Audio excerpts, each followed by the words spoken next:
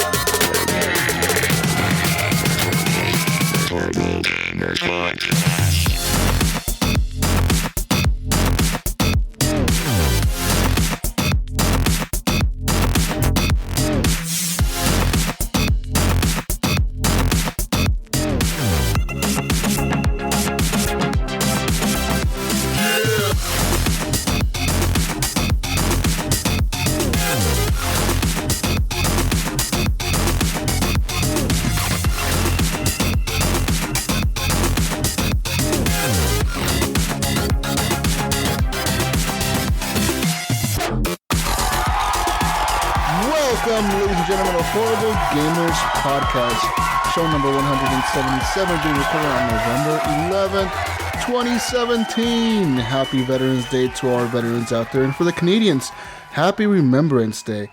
Guys, you can follow us on Twitter at _Horrible Gamers. Leave us a voicemail number at leave us a voicemail at the number 971-319-1421, and go check out our network, Hush Your Face, where there's other shows like Horribly Awkward and that Nerderwells podcast. And one last thing, join our Facebook group. Horrible Gamers Podcast Community is the place to be if you want to talk video games and play with other people from the community that listen to us. But guys, I want to introduce first off our guest, a very special guest this week. Well, this guy's famous. I mean, I don't even know how we got him on here. We had to pay him, bribe him. We promised him. It took a long time to get him on here. Yeah, totally. I mean, he's busy doing live shows for the No Sleep podcast. He's just a busy man. He's over there making video games and everything. The games you play, guys. Matt Bradford is on. Welcome, Matt. Hi, guys. Thanks. I'm glad my agent got a hold of you guys so we can arrange this. I've been arguing with him for a long time. I've been trying to get you on, and he just wouldn't put me through to you, man. I don't know. You got to tell him. My assistant. I've had a talk since. I said, if it's those guys, put them through directly. Okay. That's my third assistant this month. That's so right. Hopefully things will be easier next time. Awesome. I'm happy to be here. Thanks so much. I was here. It's been a little while, so we have a lot. It's been a while since you last been here, but guys, you hear him on every show if you listen to our podcast. He's the guy that warns you about the content on our show. That's his voice. That's right, I did that. Hey, all right. Hey. I haven't gotten paid for that yet. So oh man, we'll get back to you. We'll get back to you on that. But guys, we also have from the West Coast, the best coast, Gunnychief. Welcome back, Gunny. Thank you, buddy. How you doing, Jesus? Pretty good. Hi, Ryan. Hi, Matt. What's going on? From the Great White North, a snow Mexican, as we all know him, Ryan Gibson. Welcome back, Gib8777. What's going on, everybody? Another episode of Horrible Gamers. Let's do this. It's awesome. I'm glad to be for you today. I'm glad to be back this week, guys, because it was a rough week last week, so I had to miss the show. But I'm back this week in full swing of things, and we got a lot to talk about, from video games to consoles to voice acting to all kinds of stuff. I mean, it's just a crazy show today. And to start off things real quick, we're going to talk about what we've been playing this week. And Matt, what have you been playing? Oh shit! I've been actually really deep into Assassin's Creed Origins. Nice. Yeah, that's been occupying my time. I finished South Park, Fractured Butthole. Mm-hmm. So that took me a lot of time too. And what am I playing on computer? Because I'm playing something kind of cool on computer. Oh no, I'm playing old shit on the computer. But no, so yeah, mostly Assassin's Creed and South Park right now. Awesome. So how are you liking Assassin's Creed? Are you playing it on console or PC? I'm playing it on PS4, and I gotta say, if this is the Assassin's Creed games that we get, if they take a year off, I say take a year off every time, because this is a new, I wouldn't say completely fresh, but it's just like, you felt like they put a lot of love into this one. Like they went back to the drawing board, took out the fat, took out stuff that was kind of running a little stale, and really made just a huge, expansive Assassin's Creed Origins that hasn't felt old yet. And I've played this game religiously for a solid week, every single day, and I'm still finding stuff to do in it. Totally. So, awesome. Yeah, it seems like a very, very long game. I mean, I'm still stuck in that first section of the map called Siwa, I believe. Dude, yeah, that's a I'm barely in that action. one. So, and then I zoomed out, and I was like, holy crap. Like, when the best part of that game is, and it's the reason I love the Far Cry series, the reason I love the games I do, is you get on a horse and you just explore.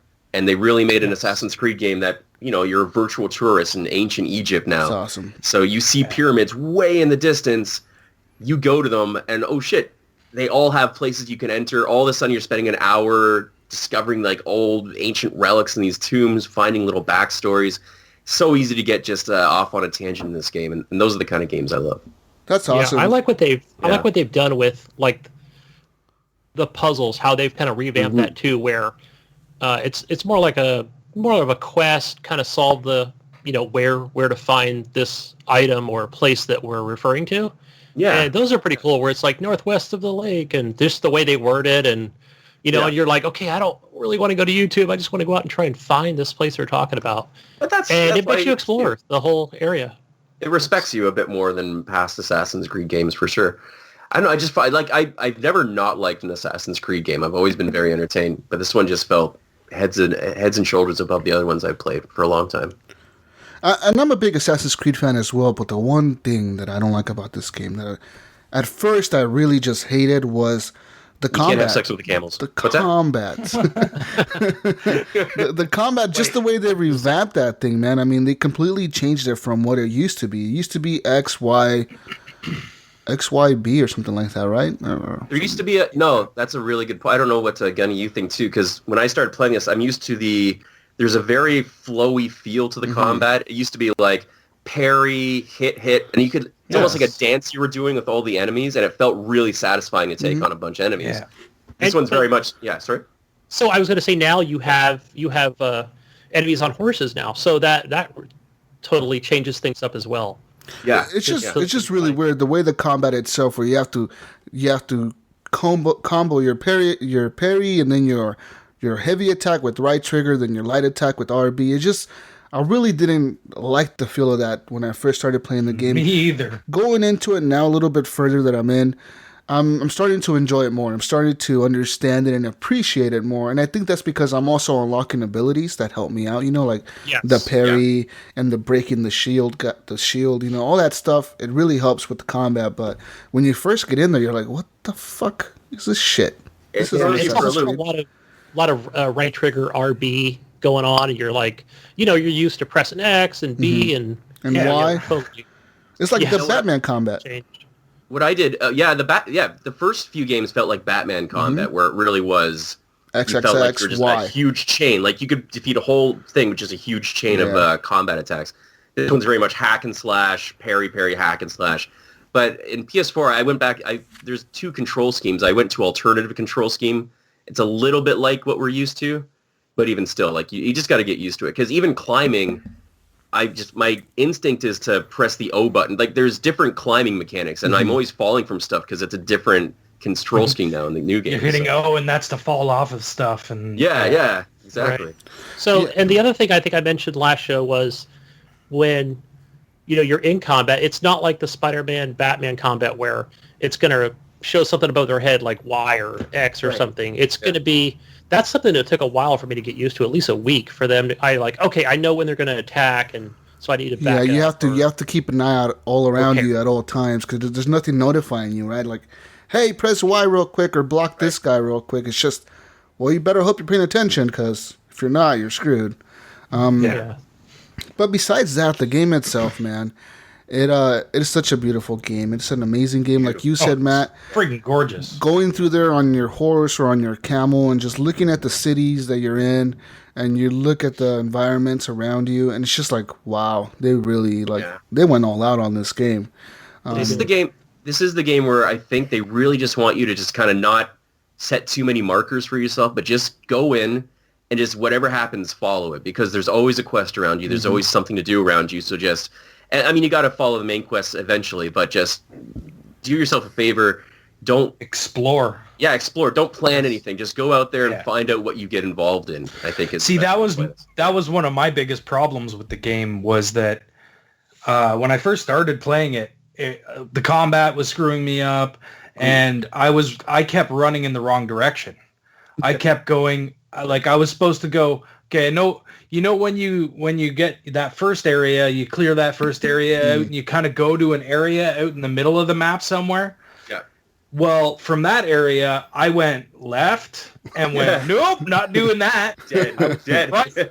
And then I went, nope, I'm not doing that. I went down, and I went, nope, I'm not doing that either. Like, I was just, and it was getting frustrating. And then I finally realized that I had to go up. Yeah. And when I went up, I was like, okay, now I'm starting to clear out missions again. Things are starting to happen. I'm starting to enjoy the game again. But holy crap, I was about ready to give up. I was about ready to be like, okay, because I've never really gotten into Assassin's Creed games. I've like Black Flag I got into, and like the original one and 2. But other than that, I always kind of like I'd pick them up and I'd play like an hour and then be like, I'm done with that. So they haven't caught me like since Black Flag. Like Black Flag caught me. You know what I mean? It was like that was mechanic. It was fun. You know.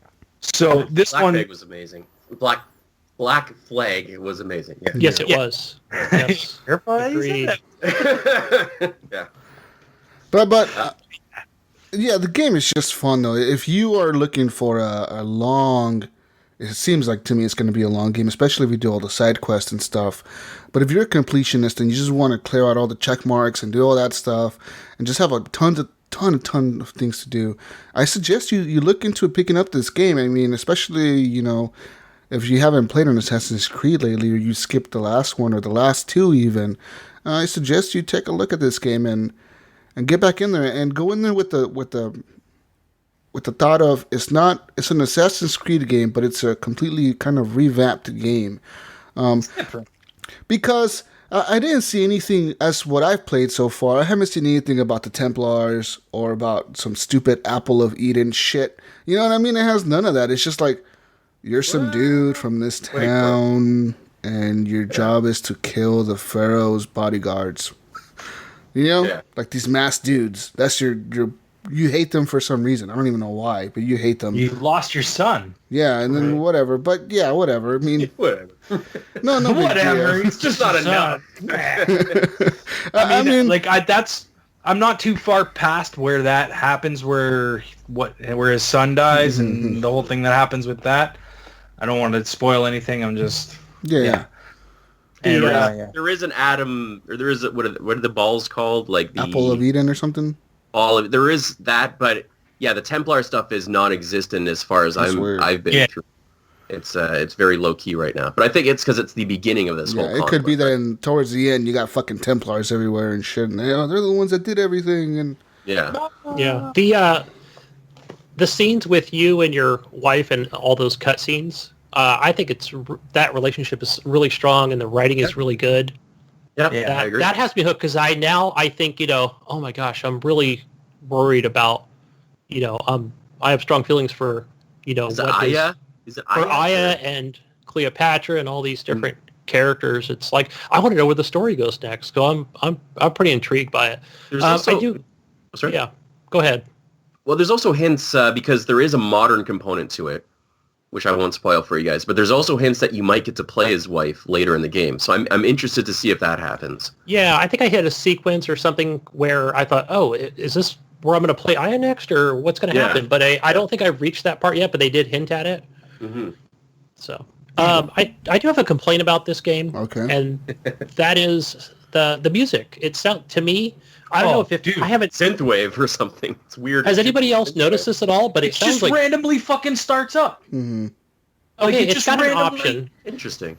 You're just walking around and all of a sudden music starts going, and I'm I'm like there's nothing happening, nothing's attacking me, there's nothing around me, just the music. Just like, why wouldn't you set that up properly? Well, I don't know if that's what you were talking about, Gunny, but that's something that I noticed. No, this is like after the first couple of days after I picked it up, and I thought, okay, let me go in. There's an option for play music normally or more frequently, and I thought, okay, well, more frequently, and it's just the same tune over and over. And to me, it sounds like Gears of War.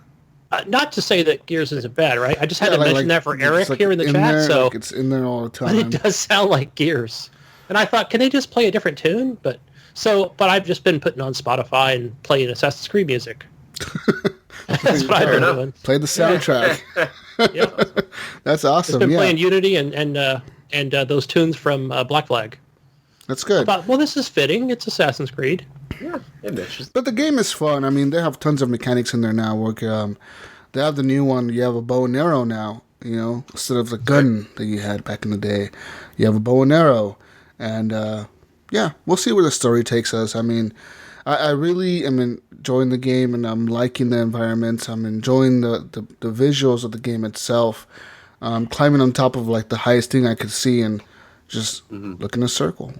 Whoa, you know, just it's impressive, like, wow. Man.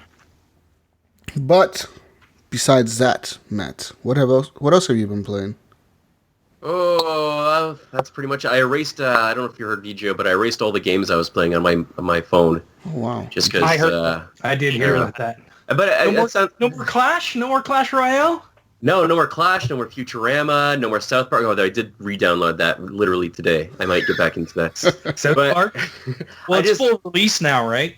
Yeah, so I'm thinking like maybe it'll be a little bit better than when I was playing last time. Mobile games are taking a bit of a dive into a weird ultra business territory right now that it's not looking good for like actual gamers on smartphone devices. It's all driven to microtransactions, and they're not games anymore. They're just like random luck generators, and that you buy a chance to maybe have better luck in. It's just so. Everything's timed, right? We're like, you have to wait 3 hours to build this, or 10 days, or whatever the fuck. And you're like, oh, man, I want to build it now. And it's like, well, you can build it now. Give us $1. That said, come on, guy, just give me $1. Stranger Things game. I played the Stranger Things game, which is free, and is a legit good game. Mm-hmm. Yeah, that was kind of cool. It was actually a decent game. So there's people doing stuff out there, but that's motivated by trying to sell a TV show. But I really need a good mobile game that I can sink into. I'd pay $19 for like a good game that I don't have to pay anything else, and it's just an actual decent game. Those are good games. Did you ever play Guns of Boom, Matt? No, I've never heard of it. Yeah. Guns of Boom is good. No, you never. Yeah. Guns of Boom was fun until it got to that wall where it was like you had to pay money or you were screwed. And then I paid money for it, and I got to the next wall, and I was like, I'm not paying any more money for this shit. I was like, there's no way. It makes you cynical, man. It just, I don't know. Yeah, that's all I'm playing. That's awesome, man. Awesome. No PS Plus games this week? Shut up. Nothing good this one. Man.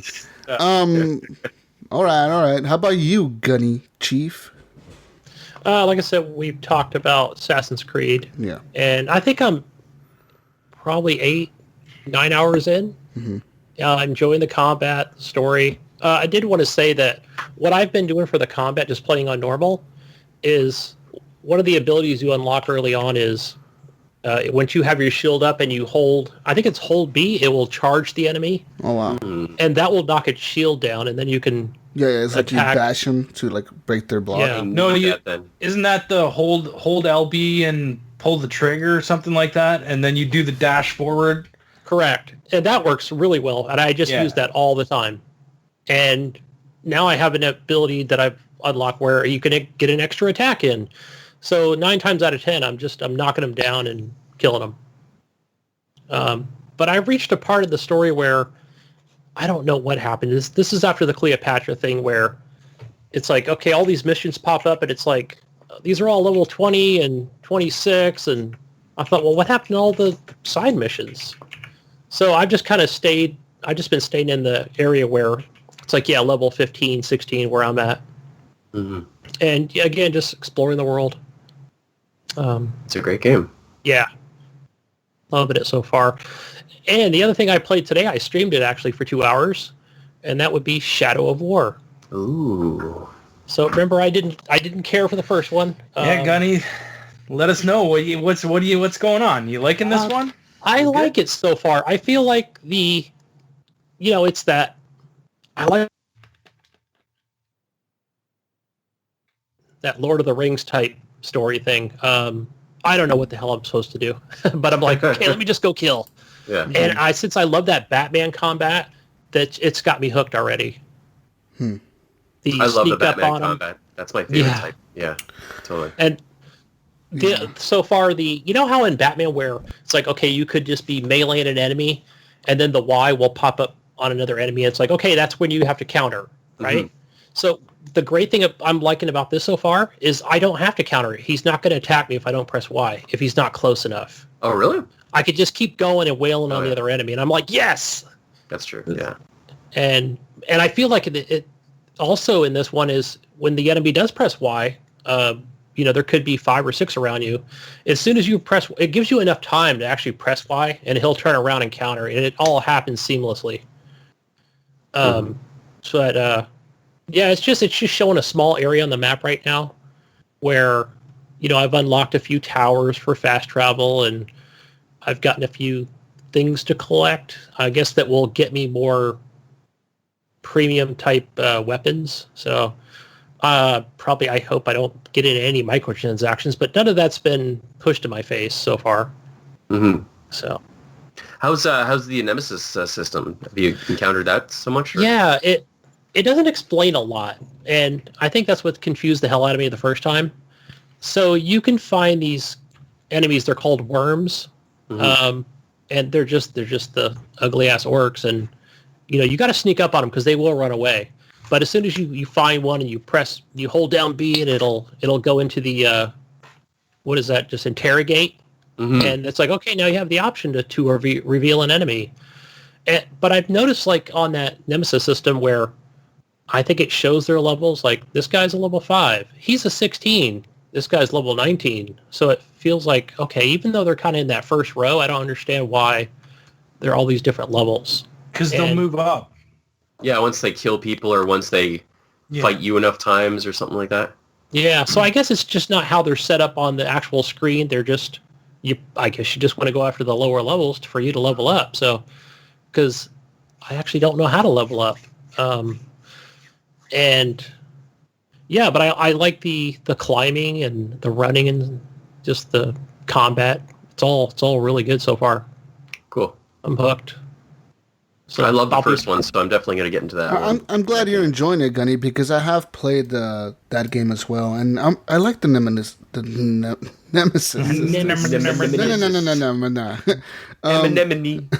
Nemesis system is really cool, man, because there's sometimes where you kill people and you decapitate them, and then they'll come back and they'll like stitches on their neck.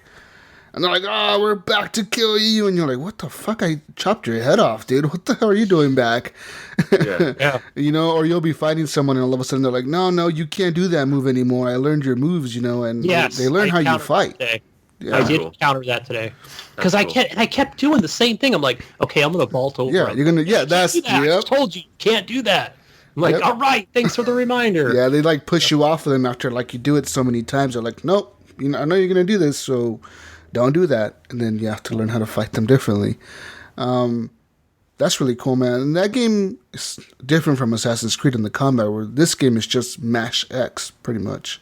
Pretty much, just mash X. And press mash like, X, parry, mash. Yeah. And press like Y to parry once in a while, and then. But you do a super move too. Like it's not. I mean, to give it, it's from what I remember the first one. It's like then you can do combos, like you press 2 buttons at once, and you can do fun things and. Yeah, right? And they have there's different ones I noticed that you can unlock as well as you progress through, where it's Y and X to execute, or it's Y and trigger to execute. Like there's different executions as well. So I think it gets deeper the more you get into it, for sure. Yeah, and they are brutal, man. You're chopping off arms and swords through the neck, and I love this stuff. So there's blood flying everywhere. So yeah, the game is fun. What I don't like so far is when they get your health down, that your health doesn't regenerate. You have to like go so far in the beginning of the game, I have to go find like these little rats to press B to, it's like interrogate basically to get some of that health back. But at least you're able to get away from the boss or other enemies. I think you unlock something that helps you regenerate. I'm pretty sure. I think that was the same thing in the first game. I think in the first bit it teaches you how brutal the world is, but then you unlock the power to regenerate for sure. Yeah. Rebattle. Yeah, so I just ended out on my 2-hour stream with, I was just telling Matt earlier that where it's like I get one of these captains that, it'll come to a cutscene right in the middle of a battle. Hey, I'm here too. I'm here to kill you. It's like, okay. And then I start trying to run because there's like 12 enemies, and then I get another cutscene. I'm here as well. I'm like, oh, great. I got like 3 captains. Like, it's just, I guess the game is trying to tell you, like, all right, it doesn't say anything, but it's like, it's time to run. Yeah. You have to find them in their respective places instead of trying to take all 3 on along with some other guys at the same time. That happened to me one of the times. I ended up in this area of the map where there's a bunch of like towers. So you're climbing up these ropes and stuff, and I was sneaking across a rope, and I ran into a captain. I tried to assassinate him, but he was immune to assassinations. So he like threw me off of him. He was like, "Get off of me!" And then he was like, "Oh, it's you!" And then he's starting to fight me. And then all of a sudden, like, here comes another captain. And like the cool thing about this game is they all have like their own like WWE intros. Like, I'm here and I'm gonna kill you. They all have like their own. They all have like their own intros, like their own little cutscene before you start fighting them. So like, then he showed up, and then after he showed up, another captain showed up. He wanted his revenge. He's like, "I've been looking for you," and I was like, "Holy crap, man! Like 3 of you guys, I can't fight all of you." It was really tough.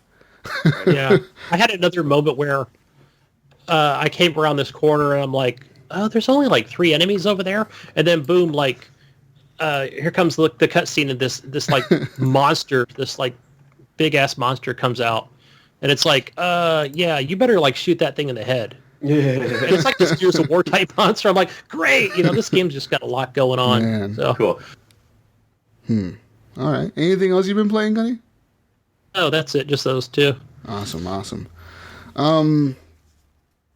have you been playing, Canadian? Man, I've been playing a lot of stuff. Well, see, there's 2 Canadians. I can't say that. Yeah, you can't say that. There's 2 of us. So I've still been playing Pinball Effects 3. I'm still going after people's scores. If you beat my score, I'm gonna come after you. So there's a couple of scores I still got to work on, and I'll be playing that, on and off. But I finished Wolfenstein the other day. Ooh, how was that? And that was interesting. I mean, well, what a story. It was quite interesting. Because, I mean, it's about the Nazis taking over America and all that, right? But there's a couple of characters in there that just chill you to the bone, man. You're just like, oh, wow. Yeah, I don't want to spoil anything, but it was fun. It was a fun playthrough, and I didn't do any of the after game stuff. There is stuff after the game when you finish it. They give you all these different side missions that you can go on, and I didn't really do a lot of those. I did a couple, and then I returned it to get Assassin's Creed, which is another game that I played. And that's been a lot of fun. We've talked about that already, and Matt's got a cat's bum in his face. So anyways, I also finished South Park, The Fractured Butthole. So funny. I love that game. Yeah, it was. If you like I've been saying this every time. If you like South Park, you're gonna like this game. I personally like the first game better, but this was still a good game nonetheless. Do you think they could make a third game? Because like, I was okay with them going back to the exact same map for the second game, because they did just enough to make it different. But if I went back to the same map for the third game, like, no, this is just an expansion. Exactly. It's a little bit like that because, and I didn't like that you didn't get to go to Canada. I know there was just a big wall. Did you visit the wall? Yes. I'll put that up there. That's funny. Make sure you visit the wall in Canada and just keep spamming your button because the dude keeps saying stuff. He'll just keep saying stuff, and it's hilarious. Yeah. What else did I play? I also finished Super Mario Odyssey this week, which again is a blast. it's not the best Mario game. It's not the worst. You know what I mean? It was really simple. Fairly easy playthrough. You'll get through it pretty quick. That's why I'm kind of a little miffed about it, because I'm like, but there's a lot of stuff you can do. Like, you don't have to do everything in order to finish the game. And there's a lot of moons you can collect, and every moon has its sort of different puzzle or thing that you have to do in order to get it. So you got to explore and find as many moons as you can after you finish the game. And then apparently it opens up 2 new levels that you don't get. So I still have that. I might kick back into that every once in a while and try and find a couple of moons here or there, see if I can open up the other levels. But I don't know how much more time I'm going to put into it. We'll see. What else did I play? I also I finished what they give you as a campaign for EA Access in Star Wars Battlefront 2. You get like two or 3 missions, and they were pretty cool. I really enjoyed it. I almost want to play it, but I think I'll wait until it comes out on EA Access for free, and I'll play it then, because I don't think I'm going to play any of the multiplayer, so it's not really worth it for me to. I read something kind of disturbing from people who are playing the early access stuff. Apparently, there's a report that it takes 40 hours to unlock a hero. Yeah, to unlock multiplayer. Hero. Oh yeah. Yeah. Unless you pay for those loot boxes or the EA bucks or whatever it is. Yeah. Keeping on the EA front, I also played a little bit of Need for Speed Payback, and I was hyped for this. And after playing like the first maybe hour or so of it, I don't know. I'm not feeling it. What, you don't like the constant talking on the walkie-talkies and the dude, bro, I'm gonna ram the cops real quick, and then hold on, I'm gonna come in and crash into them too, and then the other dude, let's go look at some titties. Yeah, and then the other dude jump in the car over the trucks and all kinds of weird random shit. I'm like, what the fuck is this game? What is this? Yeah, I don't know. I was kind of hoping for it to be more like a Hot Pursuit. It's like a fucking Fast and the Furious movie. Is what it is. It is a family-friendly version, or what? I'm not even quite as good as Fast and the Furious. Because I mean, I can at least stomach Fast and the Furious, but you know, this sounds very arcadey. It's very. It's very like you have 3 different like main characters, and you're switching between them constantly during the mission, and it'll like you're driving as one guy, and all of a sudden like someone will talk on the walkie-talkie like, oh yeah, I'm over here, I'm gonna distract the cops, and then you switch over to the other dude, and then you switch over to the other dude. That's just the intro, Jesus. That's just the prologue, like going into the. That's in the missions too. I didn't hit too much of that. Like you don't jolt between them like you do in that beginning part. Like it doesn't happen like, because that did feel uncomfortable. Yeah, you'd like, what the fuck? This other car, and then you're like, everything's controlled. Like, you know what I mean?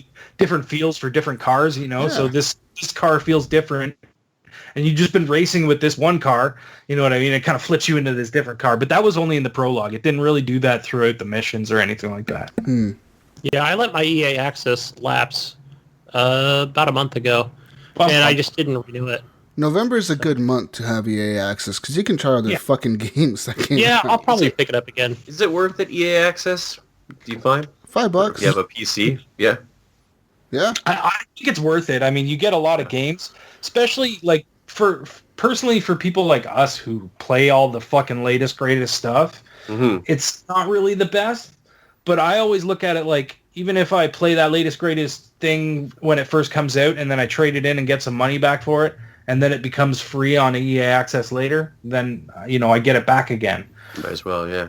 Yeah, I'm not into sports games, but I'm glad I played the Mass Effect Andromeda demo or the first hour of it or so, because I didn't care for it, so I think it saved me $60. I really like that game. No one else likes that game. No, Jesus loves it. What really? Mass Effect Andromeda. I really fucking love that game. I was Pathfinder Jesus, man. Yeah, I didn't like either.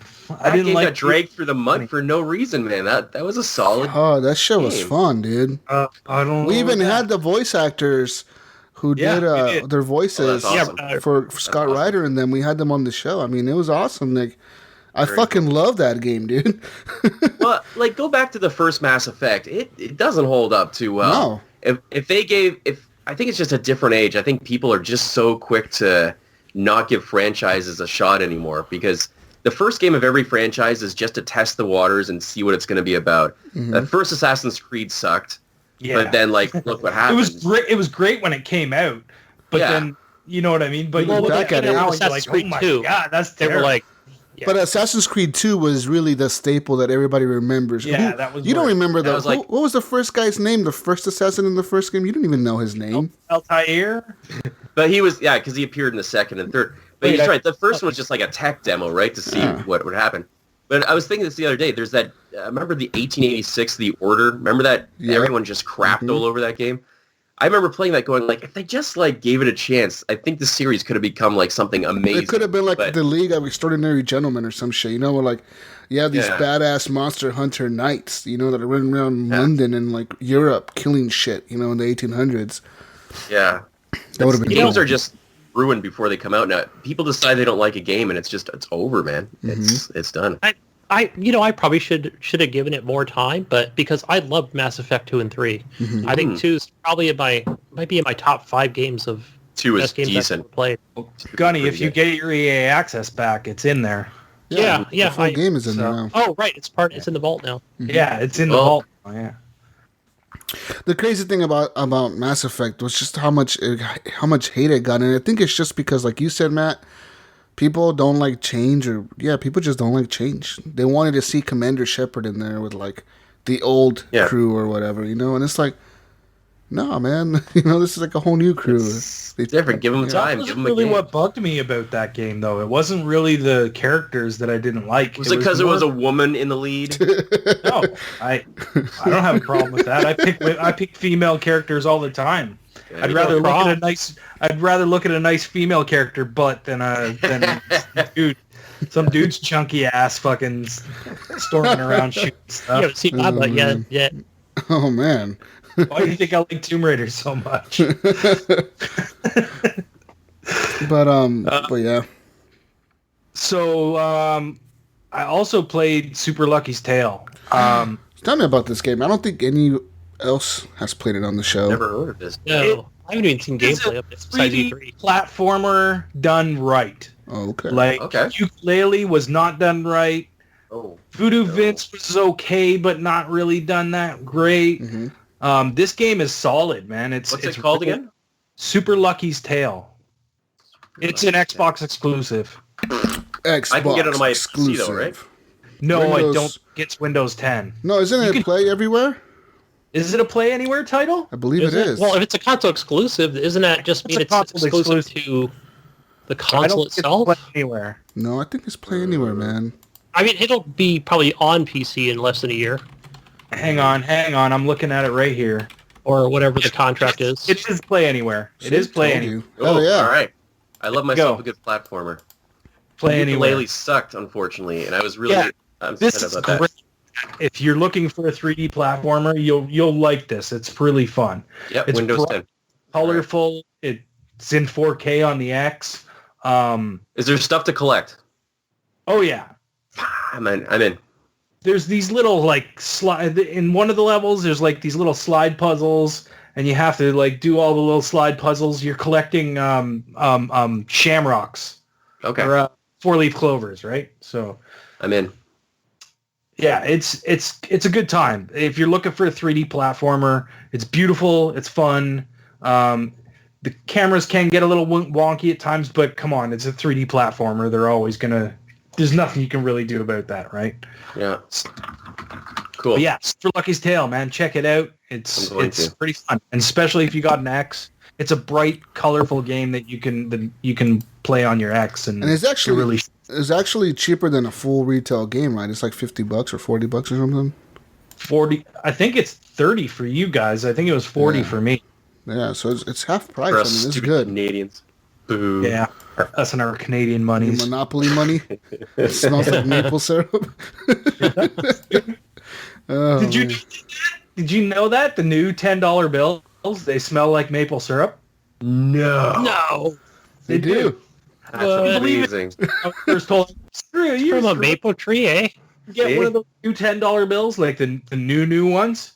That makes me so happy. I got to go find a new $10 bill. I'm just going to go keep returning my $10 bills. It smells like maple syrup. Ah, that's awesome. I'm so happy. There you go, Matt. Something new for you to tell. All our new $100 bills will smell like. For you to tell Ted and Sean on Zombie Cast. Yeah, there's a new CRS. Oh man, they're gonna love that shit. All right, good to know. Oh man, that's awesome. all I've been playing this week, guys. So, awesome. What are you playing, Jesus? Did you talk about what you No, I haven't. Did you talk about Wolfenstein? I'll Ryan? let you guys go first. I did talk about Wolfenstein. Jeez, I missed that part. How the hell did you miss it? You were right there. Anyways, guys, I played a ton of games this week. I mean, I went everywhere from Mario Odyssey to Call of Duty World War II. Mario Odyssey continues to be a good game. I haven't really gone back to it as much as I wanted to from last week. But, guys, I played a new game. I played Call of Duty World War II. Well, I played it last night. I beat it. I beat the campaign. I beat it. Oh. I made it to the Rhine.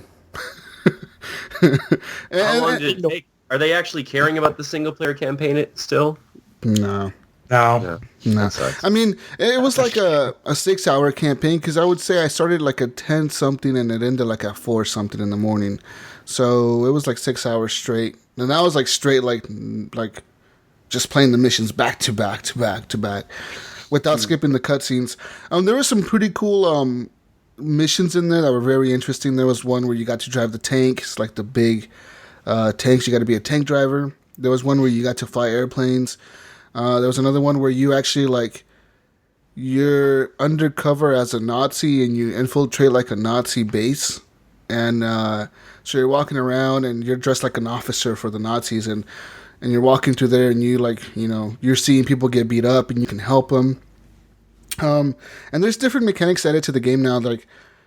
You know how most Call of Duties now you can just hide under cover and heal yourself and then continue shooting wherever you're shooting. Now you have to use med packs.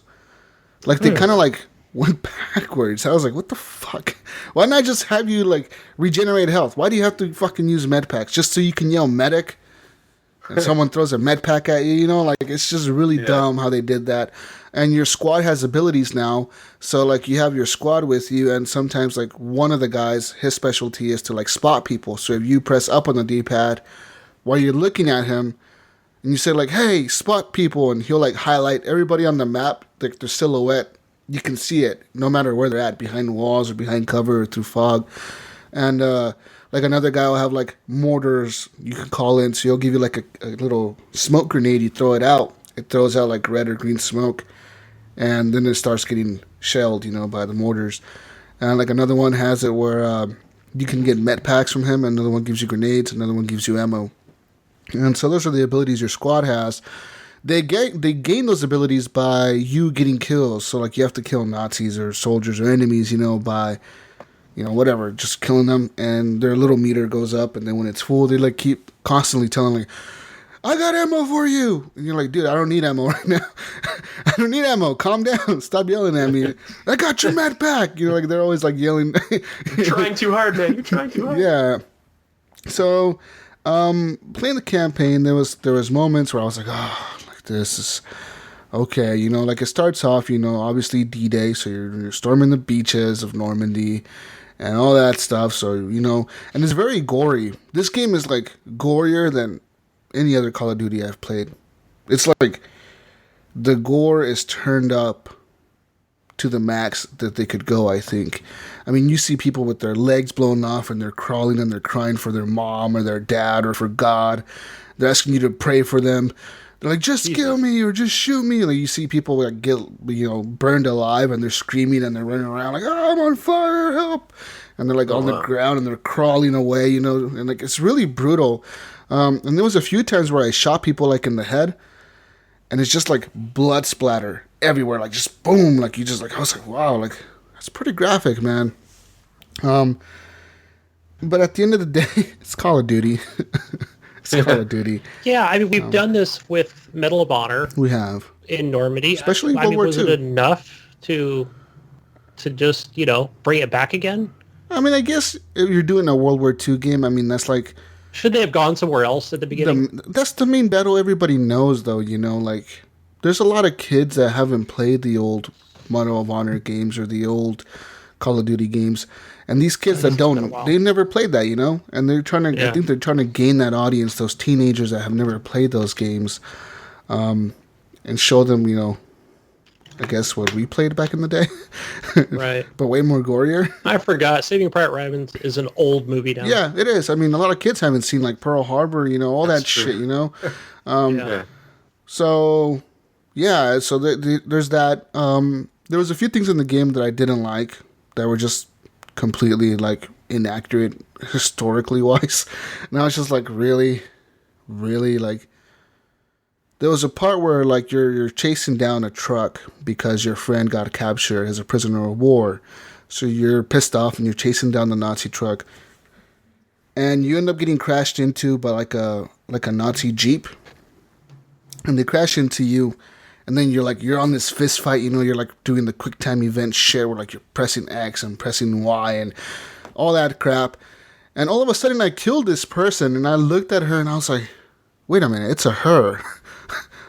I was like, why is she wearing a Nazi? Man. Why is she wearing a Nazi uniforms off like an officer's uniform as a Nazi, and she's black, and it's a woman?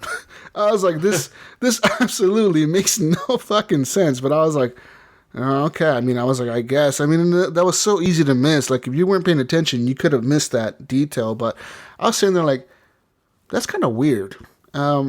But, I mean, they do things like that, I guess. I mean, I don't know, to be politically correct or whatever. But historically incorrect. But, yeah, there's a lot of things. There was no black women Nazis? No, I did not know that. Yeah. I mean, maybe... No, there was never any black women Nazis. Let's be real here, guys.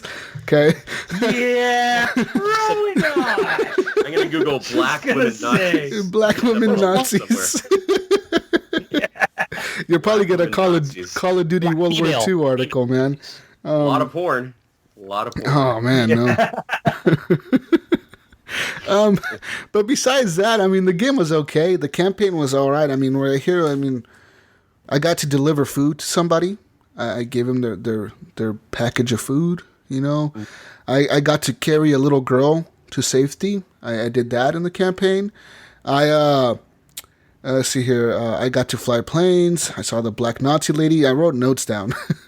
But one thing, black Nazi lady. There was really a black Nazi. There was lady. really a. I'm not. You think I'm fucking kidding? There was a fucking scene in the game where you're in the campaign, and you're fighting like a Nazi. She's an officer. She has like a uniform of an officer, and she's beating you. Nazi lady. And you stab her like you stab her in the head, and she falls over. And like I looked at her and I was like, "What the fuck? This is a black lady. Like, what the fuck?"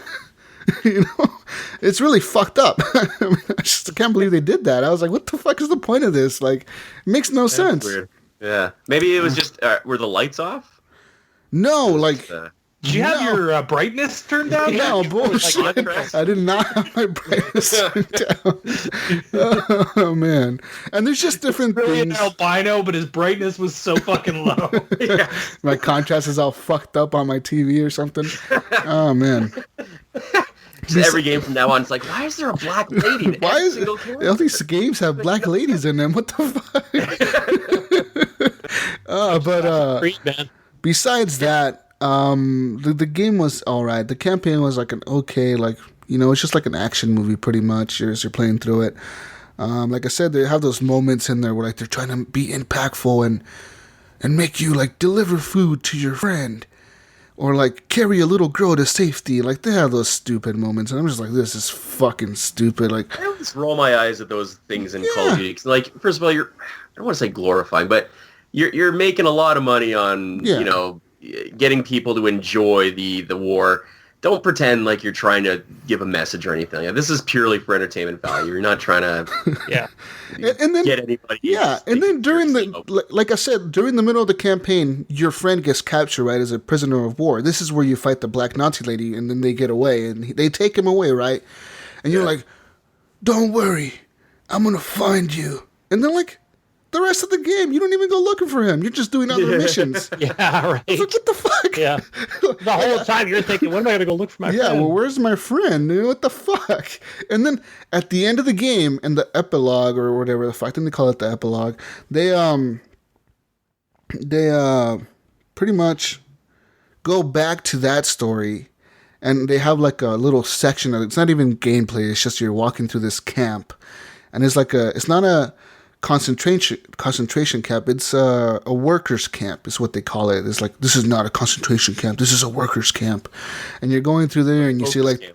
Yeah, you see the fucking fences, the wire fences, the bunks, all that shit, and they're trying to be all like emotional about it, but I'm like, I'm not sure this is really cutting it right now. Why did you add this in the game? Why does it have to be at the end? If the story was you were supposed to find your friend, why are you doing this like after the game has ended? It's just really weird how they kind of just like at the end were like, oh fuck, we were supposed to rescue that guy.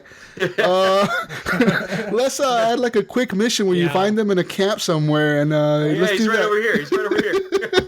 It sounds like this. They didn't put this together well.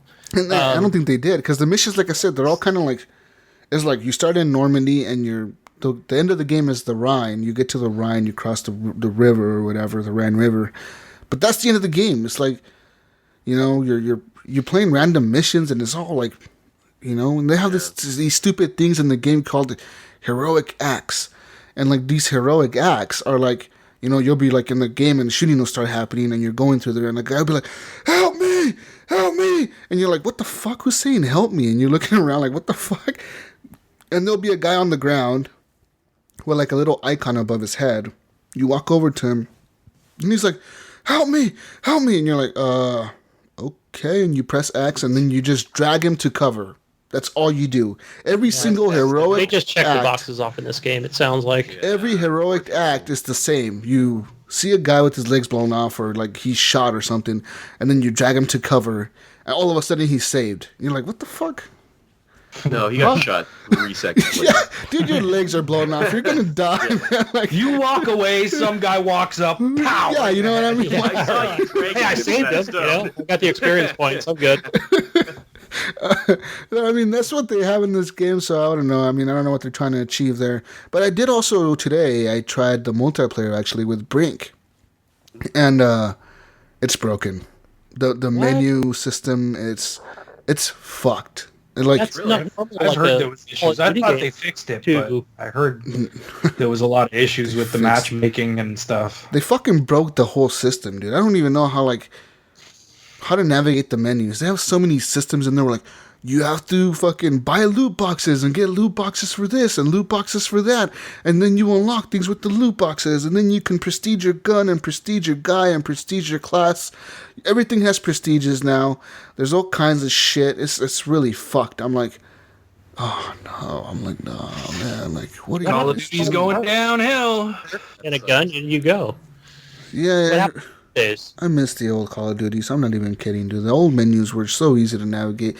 I mean, Black Ops 2 was about the point where I was like, okay, this is enough. You guys need to stop it here. Like, you got the pick 16 system or whatever. You pick your points. You pick your guns. You don't want to take a gun. You want to take more perks. Okay, do that, whatever. But nowadays, they just have all kinds of stupid prestiges and shit. And, like you can prestige your class. Because everyone wants to level up, man. I guess. Yeah. Was it the last Call of Duty you did that as well? Kinda? Yeah, you prestige all kinds of, like, your gun. It was. Yeah, you prestige your gun or something. I mean, it was everything, like you said. That's so stupid. I don't like it. So me and Brink, we were able to play one match together. Once the match ended, it kicked us back to HQ, but since HQ wasn't working, he went back to headquarters, and that's kind of like in Destiny, like the tower. It's like that. Think of it that way, where like you have the mail, you have the loot box lady, you have the guy giving you your challenges or whatever. You have that shit. Well, It's like that, but the problem is it's not working right now. So what it did is it kicked him back, so he wasn't his. He's like, yeah, dude. He's like, I see you standing right there. And I was like, yeah, you do, but I don't... My screen is black. My screen was like black. Like, my screen just like... I thought my TV turned off. I was like, what the fuck? I was like, what is this shit, man? Like, it's all fucking broken. Fucking... it pissed me off, dude. It just pissed me off, man. I didn't even hear a big splash about this game getting released. Are they just that confident that these things will sell, or are they just not putting any effort into it anymore? Yeah. That's probably... At first, like you said, it's just, we know we're going to be number one. Well, they already are. They already are, like, for the best-selling game of the year. It's fucking crazy to me how so many people are still buying this game.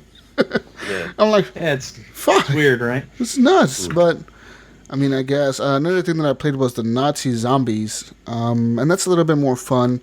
It's Nazi Zombies, but a little bit different. Now you have different objectives, and you have a list of objectives you can go through, and you're doing the objectives to complete a certain mission. We keep getting to the same objective and keep getting killed because this huge dude with a flamethrower comes out, and it's just impossible to kill him. We have to figure out a way to do it. But yeah, and like that as well.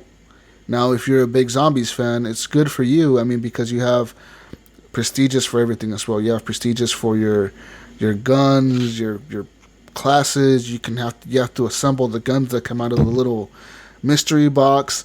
You got all kinds of shit. Loot boxes, god damn it, everywhere. It's over. Everywhere. Loot boxes are everywhere, Matt. They're in Assassin's Creed even.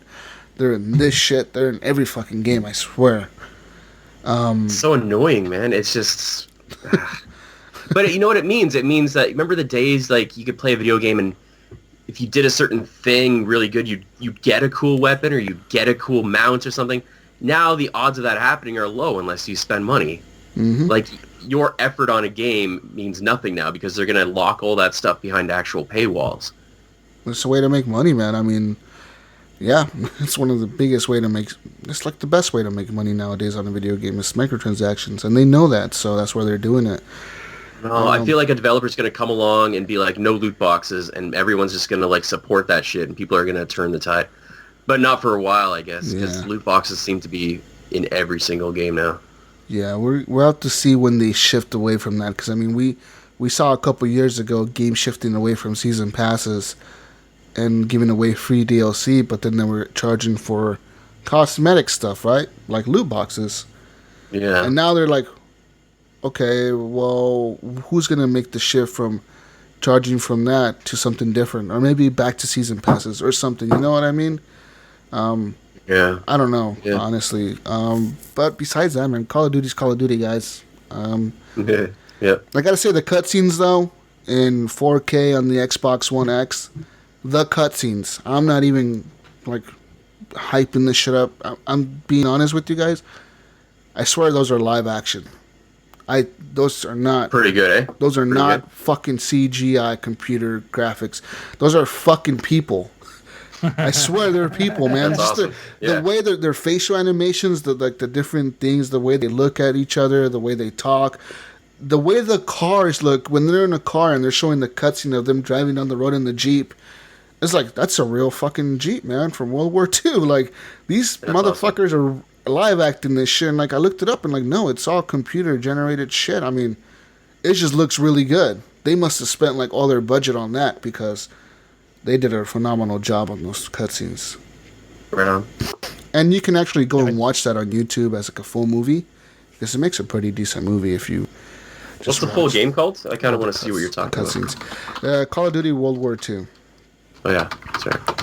But yeah, I mean, watch those cutscenes in the highest, best 4K resolution, or even higher if you can. I mean, those I've got a good PC. Those okay, people I'm good. look. Oh, whoa! PC Master Race, bro. Don't worry about me. Oh, okay. I'm good. PC Master Race. But yeah, I mean, besides that, guys, I played other stuff. I played Halo 5 today. I want to try Quantum Break because I got a hold of it now. I want to try a few other games. You know, all these games I got enhanced for the Xbox One X, which of course most of us bought. I mean, the cool people on the show today bought. You guys can talk about that when I'm gone. I don't care about that bullshit. Xbox Anyways, One X. Is that all you played, Jesus? That's all I played. I did play one other game, but I was saving it. because somebody that's in this podcast right now is actually a voice actor in the game. I played Debris. Yeah, buddy. Killed by the bobbit worms. Got the bobbit worms. So this game is cool. It's kind of like a sort of your swimming simulator, I guess you would call it. You do have a little bit of shooting. Diving simulator. Right? We'll go there. Okay. So yeah, you're basically you're Matt. Your name's Ryan in the game, but you sound like me. Matt's voice. And you are searching out some strange thing that's going on under the water. You get trapped under there, and you're in these caverns, and you have to swim through and sort of solve these little puzzles or like shoot these fish that are swimming at you and trying to kill you and stuff. You're trying to find your friends too, who are your two friends that are trapped under there, and you can't. You can talk to them, but you don't know where they are, so you got to go find them. Yeah. Now, I was having fun. I was really enjoying the game. It's gonna be a John review. It's gonna be a John review, isn't it? No, I was really enjoying the game until I got to a part where nothing I could do would let me get past these frickin' worms that come out of the ceiling and the floor. Hobbit worms, man. You got a strategy, you know? What's the strategy, though, man? I tried everything I could. I'm trying to sneak around them, but it doesn't even show you when they're going to pop out. They just pop out. I mean... There's no telling with them popping out. They just, you're walking along, and you have your robot in front of you, and if you're smart, you slow down, and you let the little squid robot thing go ahead, and they pop up and attack it. But even that... I'd get halfway through the cavern and they would pop out and kill me without me even knowing they were there. They weren't even the stupid robot just went over top of this exact same spot and nothing popped out. And then as soon as I go over it, boom, I'm dead. To remember. Yeah, I don't know. And I was thinking, well, maybe I can just use the robot because I can use the robot to come back and give me more time. That's another thing in the game where it's like, you're collecting these little orbs that are in the ground that are made of, what's this stuff called? Debris. Again? Oh, it's actually called debris. Yeah. That's right. So you're picking up these little glowing balls of debris, and they give you time. So you have to share time between your character and your little squid robot. But your squid robot collects that stuff once you've cleared out any enemies that are around it. And then it'll come to you, and you hit the A button, and it'll split whatever time it has in between the two of you.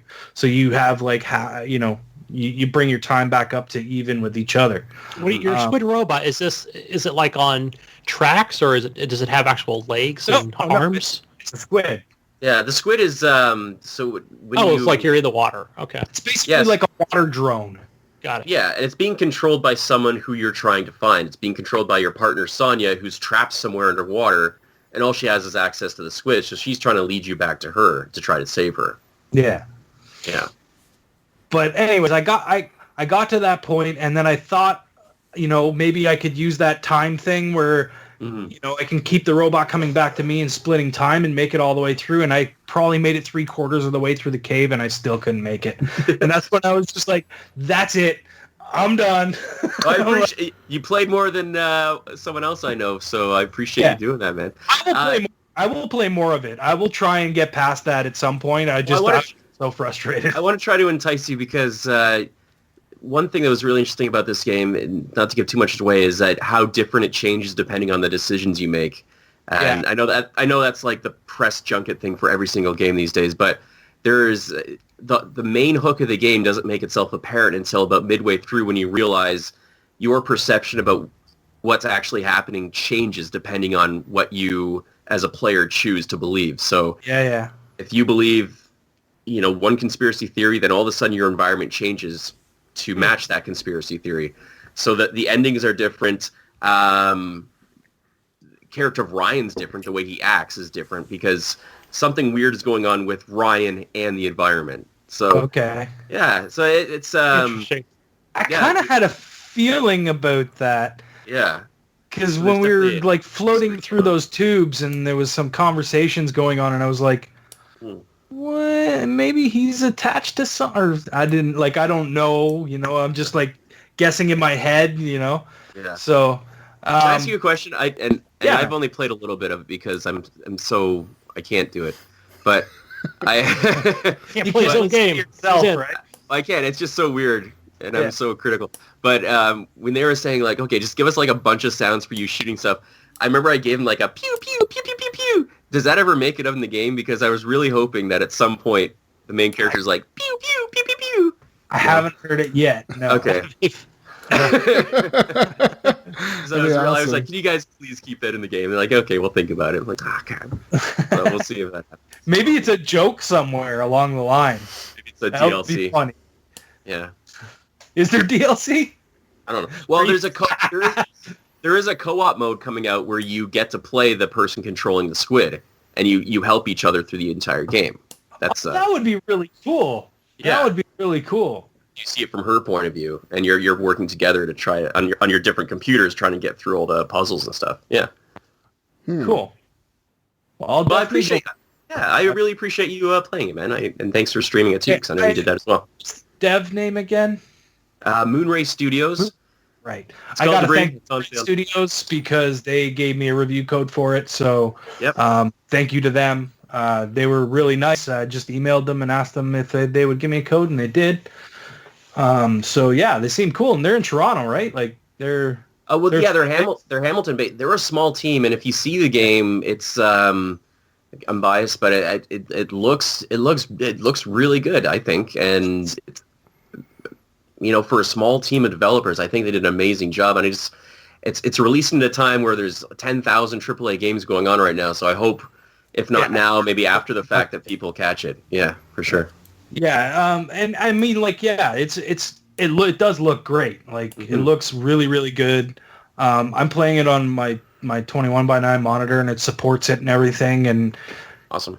Yeah, like, it looks beautiful. So it's on my wish list. And you say the voice acting is amazing.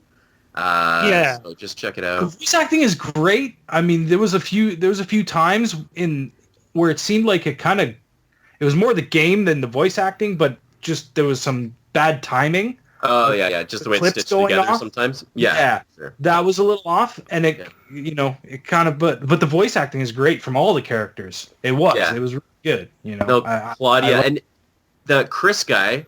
I don't know if you guys watch Fringe. Do you remember the show Fringe? Yeah, I remember that show. Yeah. It was a great show. The guy who plays Chris was the rebel leader in the final season. Like, remember when they go in the alternate dimension? He was like the leader that led all the other people.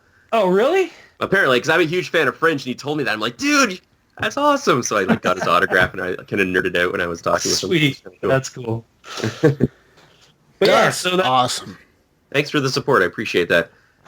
Yeah, no problem. And Gunny, you can play it too, man. You should. Right, yes. You guys got even though it's on my wish list, I can still play it because we're friends on Steam. You can check it out. To all the listeners, you guys should play it and hear Matt's voice while he's going underwater. Check it. Is there any chance this will come to console? Do you know if it gets popular enough? If you go on YouTube, there's a lot of streamers picking it up now. Yeah. So as you know, we're hoping the popularity kind of grows, and if it does, it'll come to consoles. And I'm always on them. I'm like, this needs to be a VR game because it lends itself perfectly to a VR experience. It would make a cool VR game. Yeah. Yeah. So especially, I mean, you're swimming, so you could have that in goggles kind of view where it's like. Yeah, you could do it for sure. It would be awesome. Was it fun to do, Matt? The voice acting in this game? It was so much fun. Firstly, because it was like a dream to just voice a game, right? So that awesome. Just even doing that was kind of cool. But yeah, just the process itself was just amazing. Just working with Sonia, whose name is Claudia, and Sean, who plays Chris. Just being in the studio and just doing different takes on each situation, trying to put yourself. So you guys were all together recording this? Yeah, they really wanted the feeling that it wasn't just lines recorded individually and pieced together, like we were reacting off each other. So they really wanted it as natural as they could. You can feel that. You can feel that. Good. Good. I think that was important. It feels natural, except for those few spots, like I was saying, where it kind of. But that's more the game. Just you crossed a checkpoint where someone else was supposed to start talking or something. You got there a little quicker than you should have, or whatever. You know. And maybe the tone went from like panic to like calm all of a sudden when it was supposed to be. Yeah. But that wasn't on. That's not on you or any of the voice actors. That's just on the game, right? So no, it was it was an awesome experience. I hope I do it again. So man, cool. And Ryan, is this a mouse and keyboard, or does it have controller support? No, you can play a controller. Cool. Yeah, played with a controller. So yeah, I play with my Xbox controller. It works really well. Same here. Yeah. So we had a couple of questions for Matt. Should we get those done now? We should. Get those questions done now. Because we got news and all sorts of crazy stuff coming. This could be a long show. That's right. So the news are in the notes, right? Yeah. Yes. So it starts with Brian Tulp Jr. saying, "Hey, Brian. Matt Bradford, when you see someone like Ryan playing as you, killing you again and again, and then again in the same spot, are you like, come on, man?" Reaction. I watched a bit of your stream, and I was kind of like, try something different, try something new. But you're a good gamer, so and this game is meant to kind of frustrate a little bit, so I gave you a little more leeway. With some of the stuff, it's very much like trial and error. You just have to try something and try and figure out a way around. You know. Yeah. It's like that. The sharks that pissed me off for the longest time, and I was like trying to get through, and then I finally realized, I gotta stay in the thorns and like take these little paths through all the thorns and get across. And you finally figure it out once you look around a couple of times. But the first few times you just go swimming in and you're like, dead. Yeah. Oh no. Or you start shooting and then you're like, oh no, I got no time left. Yeah, whenever you shoot, it's all about energy, right, in this game. So every time you shoot, you got to make those decisions. But every time you shoot, you're losing health because that's all your suit's power, right? Yeah. But so does that make you say like, "Come on, man"? No. I know you're trying your best. And my life is in your hands. You're doing your best. But I was watching it like, all right, so that's what I sound like when I'm dying, and I heard it a lot of times. You got to. We know what you're really thinking. Oh, you suck. So,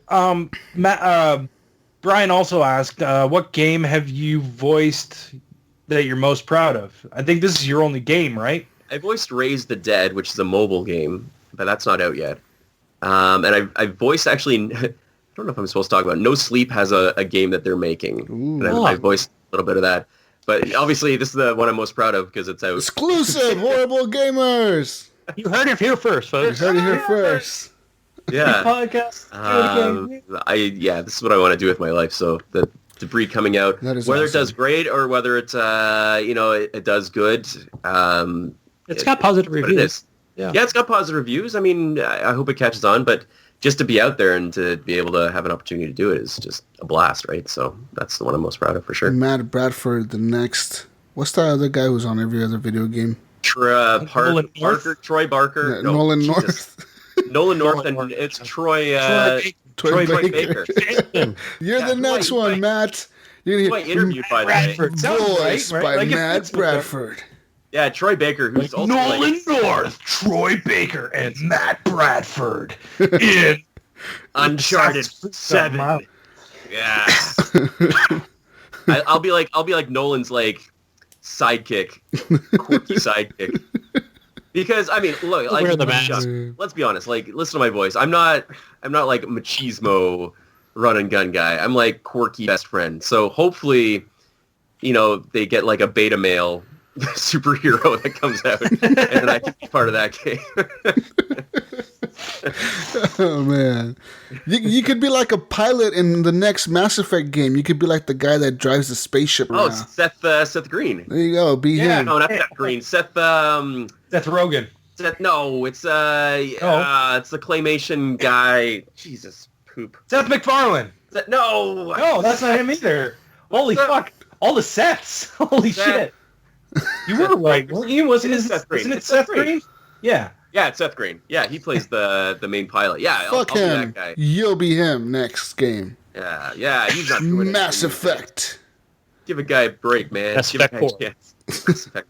When they reboot that 20 years from now. Mass Effect, Matt Bradford. Yeah, I think we'll still be seeing ads. Should they make a Mass Effect 4? kind of like a Half-Life 3. Who's this new voice actor they got for the pilot?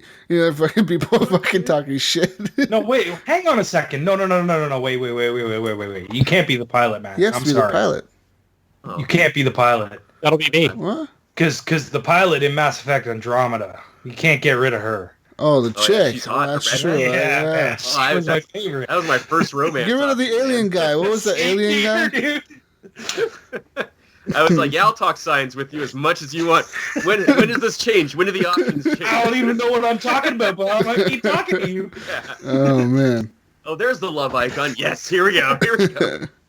But I'm definitely a huge fan of you, Matt, especially, being on the No Sleep podcast. Like I said, like I told you before, I listen to that podcast all the time, so I get to hear your voice in different settings, and you can pull it off, dude. You pulled off a pretty good southern drunk person the other day. the southern drunk person that went to the barn and saw some weird shit. Yeah, some shit going on. Well, I appreciate that, Cheese. That's very nice. It's awesome, I really enjoy your voice acting. Well, the respect is mutual, and that goes for all you guys doing this podcast you do every week, which I couldn't do. I don't have that dedication in me anymore. You mean you did it for years? Yeah, That's man. where I did it on ZombieCast. I listened to you on VGO for years, man. I still listen to you, Matt, on VGO. It breaks me. I still listen That's true. to you. I was on. It's like one of my favorite shows. I think small doses is the best way for me to be on VGO. I think it works well. I have a good relationship with them now. I think it's great. I'll be on a couple upcoming episodes, and this is how it should have been. Maybe I don't know, but I enjoyed my time on VGO. Yeah, Awesome. Mostly, 80% of the time I enjoyed myself. Brian Tope Jr. also asked for you, Matt. What game have you passed on that you wish you got the part, or have you been passed on that you wish? So like you went, you did the what'd you call that shit? Audition. The auditions. I think Brian thinks I'm more involved in video games, and I don't want to pop his bubble, but I haven't auditioned for too many video games besides this one.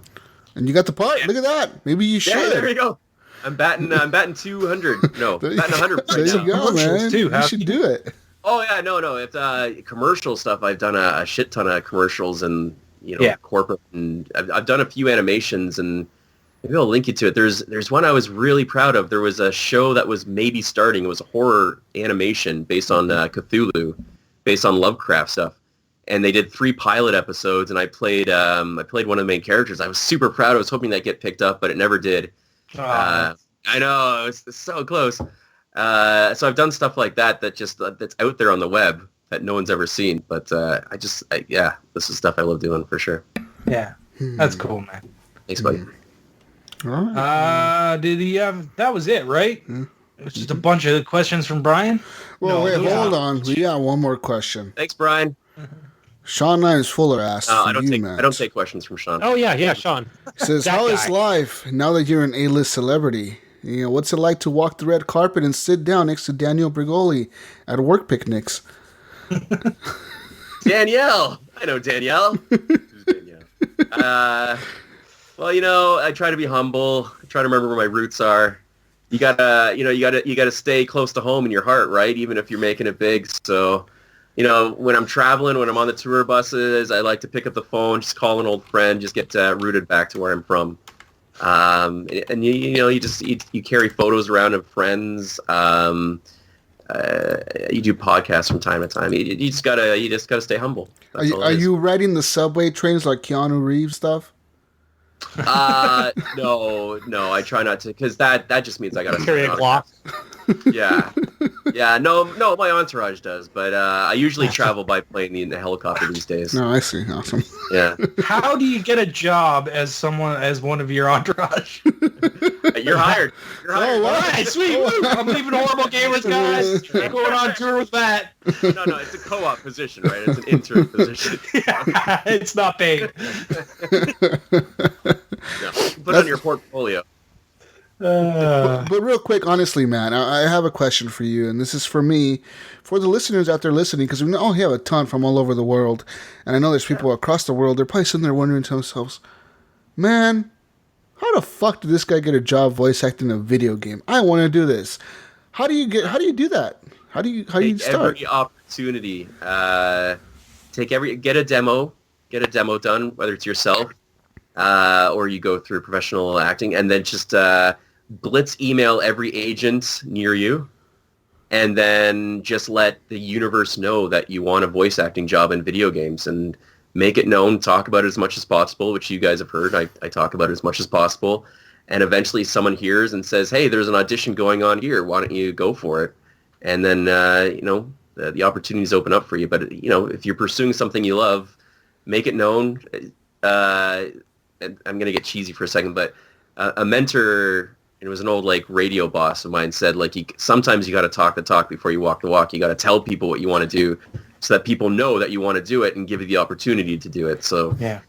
Even a long time before I actually got my first job voice acting, I just talked about how much I wanted to do it, and eventually someone had a job or an audition. They said, hey, that Matt Bradford kept talking about this shit, so let's throw him a bone. Get your name out there. I like that. Yeah. I've heard you talk about it for years too. Like these guys said, on VGO. I heard you talk about it all the time, man. You want to be a video game actor.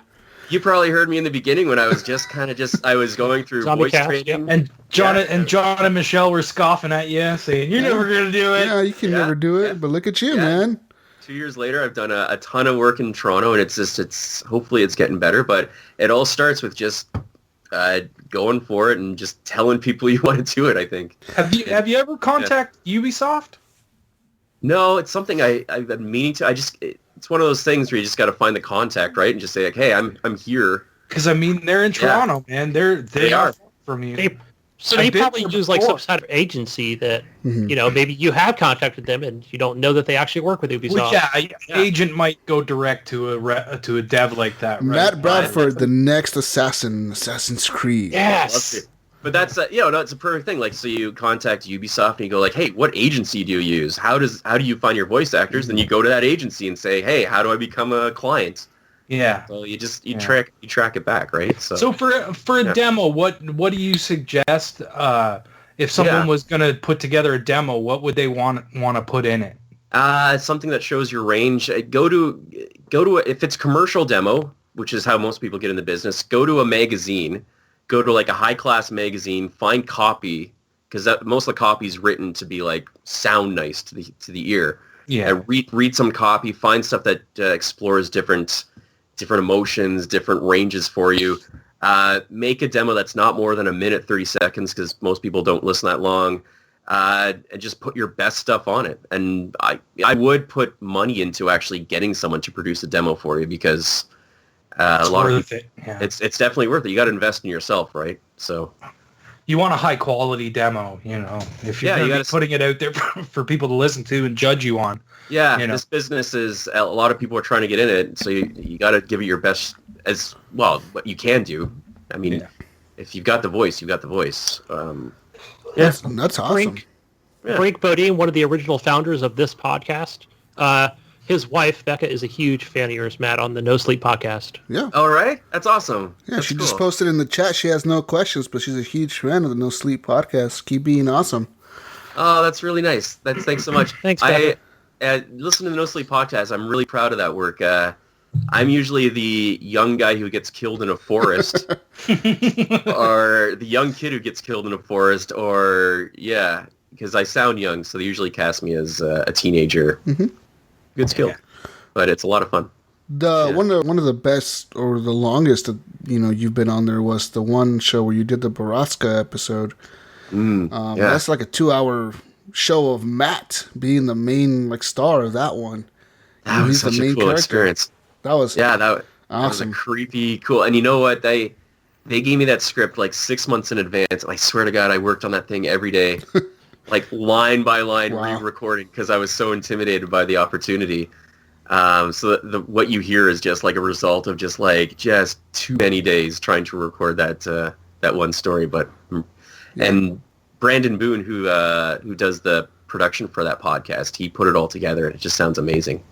So you can go back and listen. The audio, like the effects and all the music. That's fucking awesome. Yeah. It's just fantastic. And that's all original music too. Like he composes for every episode new and original music too, which is outstanding. So it's a full professional podcast, right? Like the guy David Cummings who does it, it's a full-time gig for him. Right. Yeah. It's not like this show. No, it's not like us. You guys this is full time for you, right? we'll get our own music one day and all that stuff. You know, but you know, every time you get on any podcast, man, you should really talk that up, dude. Because I mean, the No Sleep podcast is arguably one of the biggest podcasts in the world at the moment. Arguably, it's like in the top 10, I would say, of podcasts in the world. And we did a live show in Toronto 2 weekends ago. And just the people coming up after the show, which is, you guys should do a live show, by the way. But the people coming up afterwards, like we had a couple from Sweden who flew in. Fuck. So I had so many people come up and be like, and just making references to stories I was in, and I couldn't remember any of these references. But to them, it was just like, hey, Matt Bradford. I'm like, yeah, sure. Like, remember this one? It was one of my favorites. Like, yeah, okay, I'll go with that. That's awesome. But it's a really cool fan base. Yeah. It's really neat. That's awesome. Matt, one of my favorite things to do is Audible. I listen every night. I get the 2 books a month. Sometimes $26. Yeah.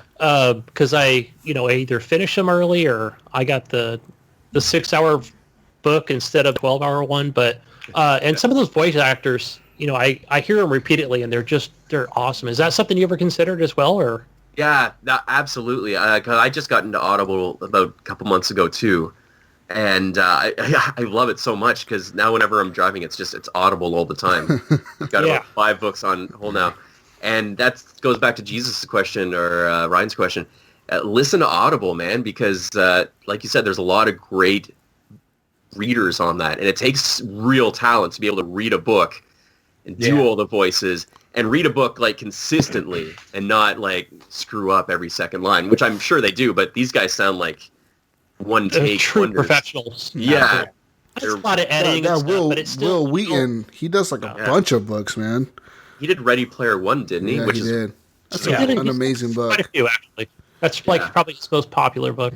Yeah. If you can get into audiobooks, I think it would be a cool gig. Apparently they're grueling, but if you can do it, I think it's good money. Yeah. Is that something you ever thought of doing, or are you strictly trying to get into video games? I'll voice anything. I'll voice porn. If someone's got a porn video, wanna... You know what, Matt? Honestly, though, Matt, you do have a great voice for like a book reading. Like I could hear your voice and read a book. Yeah, your voice is very like adult calm. Yeah, like you're reading a book. It's all cool. Thanks, man. I appreciate that. Thank you. But that's awesome, and we're happy for you, man. We're glad that you have time to be on a little show like ours, compared to what you're on. At all. I've been hoping. I'm trying to come on. His Saturday nights are always just like, finally, the end of the week, I can watch Netflix and drink. But I'm glad I was able to come on because you guys don't know how many times. I've had this conversation with Matt denies us. Like, sorry, guys. Between this and trying to get him to come down to pinball with me. I know. I haven't got him to come down to pinball, but I got him on the show again, guys. They never personal, and I never lie to you. It's always I'm always like, I just can't. But there's always something else that's been going on or whatever you have. Kids are eating my life up right now, in a good way. Like kids in a good way, but it's just when Friday and Saturday roll around, there's like 2 golden hours every night where I just get to not do something. But I'm happy to fill those hours tonight with you guys. Awesome. Thank you very much. Matt, real quick, I got a question for you. Why haven't you bought an Xbox One X, man? Why? No, you guys are changing my mind a little bit because and Jesus is I have a chat with Jesus that's always open. And everyone's like just talking, yeah. Ryan Scorpio edition. No, man, like, to me, like, what is it except for slightly better graphics? Like, I don't find myself going, oh, I wish I saw his hair better in this game. I'm still enjoying Matt, I got a I'm question playing. for you. And, yeah. You have a gaming PC, right? And you bought that one last year, the year before? Yeah, last year's when I... Okay. Besides the voice acting, besides your job, Yeah. why did you specifically get a gaming PC? For better graphics, right? Because I do writing and editing. I mean, I needed a fast computer. Okay. Hey, but he said besides all that. Why did I take 70 GeForce? Why is that in there? For better writing? Yeah. I mean, those writing programs take up a lot of memory, and you got to add good graphics. And okay, so I wanted a really good computer for playing video games. And Tomb Raider just amazed me when it came out. Okay. Right. Okay. So here's the thing. I totally get the appeal of Xbox, the new Xbox One X. If you don't have a good gaming PC, maybe. Yeah. Okay. I could agree with that. Maybe. I mean, I have a good gaming PC that's probably on par with yours, Matt. And then if you're loaded like Ryan and can... No, trust me, I'm not loaded. Far from that. But, I just me personally, the ecosystem of being in Xbox Live, I think, is what really pushes me towards that. The fact that I've always been in that ecosystem and that they're bringing stuff back, like prior purchases that I made, like in past generations, I'm getting on this Xbox. Awesome. You know what I mean? Like, there's a lot of reasons why. I mean, I have a 4K TV, so I get the quality out of it that I want. But even with a 1080p TV, you still get better quality than you will with a regular Xbox One or an Xbox One S. So you're still getting a sharper image and more detail even at 1080. So, I mean, for a 1080p TV owner, it's still worth it. I mean, I think. Yeah. So I guess the only differentiator would be games. I mean, is your ecosystem more into the Steam than it is into Xbox Live or PS, the PSN store, or? Well, it's all games for me, right? Like, when everyone who's talking about the new Xbox system is talking about Halo, Gears of War, how all those games look amazing. I've never been entirely drawn to those games. Okay. But if you were to tell me, like, okay, Uncharted or God of War looks now amazing, or there's the new Mass Effect. Those are PlayStation games, but okay. But that's what I'm leading to. It's like I'm perfectly content with my PS4 because those are my favorite series are on PS4. Yeah. So if that makes me a Sony fanboy, so be it. But this series that are exclusive to Xbox don't draw me in as much. That's not saying they're bad. I agree. I've never been to them. I can see that. I can see how if you're more into like this, like you said, the series that Sony has compared to what Xbox has. Xbox has always been definitely more multiplayer focused, right? I mean, since the beginning, really, since Halo from back in the day, it was multiplayer focused. And I'm not a huge multiplayer game, which I always want. But I mean, other games... Neither am I, Matt. Neither am I. Other games do benefit from the Xbox One X, Matt. I mean, I played Assassin's Creed Origins on my Xbox One S, and that, of course, supports HDR, but it didn't support 4K. Now in 4K... heard that's amazing. I'm like, fuck. Yeah. I hear that's amazing. I'm just like I said earlier today, go to the top of these buildings or these towers, and I'm just like, I spin the camera in a circle, like, holy shit, man! Like this game looks amazing. Like, how do they achieve this? It's crazy. I joked with you guys before, and I don't have anything against the system. Right now, it's just not on the top. Like, a Switch is actually, oddly enough, before that, just because I want to play Mario and Zelda. But people getting the Xbox One X, they're talking about how great the games are, night and day. Sean, he said it's night and day for Assassin's Creed Origins. I'm like, that kind of does make me want to see what this is all about. So down the line, maybe, for sure. Just right now, it's just not. Maybe it needs an exclusive game that comes out, just blows me out of the water. That's the problem, because Xbox isn't doing it. That's what everyone's saying, right? It's like there's no exclusive game. But I have this argument to throw back at people. Is like when you think about all the exclusive games that Microsoft released in the first 4 years of them coming out, there's a lot of stuff there. There's a lot of content. Yeah, and a lot of it got shoved aside, right? People were like, yeah, like Quantum Break. Titanfall. Great game. I liked it. Yeah. Yeah. You must played that Windows 10, right? I did, yeah, and I was like, oh shit, why did I miss this game? It's actually a pretty decent game. Yeah. I didn't play it either. I missed it as well. Yeah. That's another reason why, like, for you personally, I can see you saying, oh, most of the exclusives are going to come to your PC anyway, so why buy an X? If your PC if you got a 1070, you're not going to run 4K, but you know what I mean? Still, you're going to get a nice experience on your PC anyways. Yeah. So, I mean, I get it. I like that living room sit down console. Oh, experience. me too. Hey, look, if someone gave me an Xbox One X right now, I'd hug them and be like, thanks so much. I'd go hook it up and I'd be enjoying it. That's for sure. Yeah. Just right now to spend that money on a system that right now doesn't have enough hooks for me. Yeah. In terms of games, that's just my personal. But I don't diss the system. I think it lives up to it being probably the most powerful console on the market right now. And you don't have a 4K TV, right? I do actually. I bought a 4K TV, so I could probably support it. I don't have a PS Pro, but I feel like that kind of fell flat in its face. Like, yeah, I would go if that was you personally, and you were looking for a 4K media player plus gaming. Go Xbox One X because that also supports your 4K Blu-rays and all that stuff. Yes, unlike the PS4 Pro, which doesn't have a 4K Blu-ray player. So maybe next year when it comes down $100 and gets packaged with like a game, then maybe that's right. What I pick. It'll probably be $100 less next year. Next holiday. Next Christmas or something like a bundle or something, right? But with that being said, guys, we fell for the fucking hype. Me, Ryan, Gunny, we all went out and spent stupidly $500 on a console. Not stupid if it's your passion. But we love it, man. Right? It was fun sitting there, like, did you guys go to midnight launches? I mean, Gunny, Ryan. No, I ordered mine up in the morning. Yeah, and I got mine from Target. I pre-ordered on that first day, and I didn't even get mine until 2 days after release day. Wow. Yeah, that's pretty crazy. And you just bought that 4K TV. Yeah. Oh, yeah, I just got $1,000 on a Sony. God damn, Sean.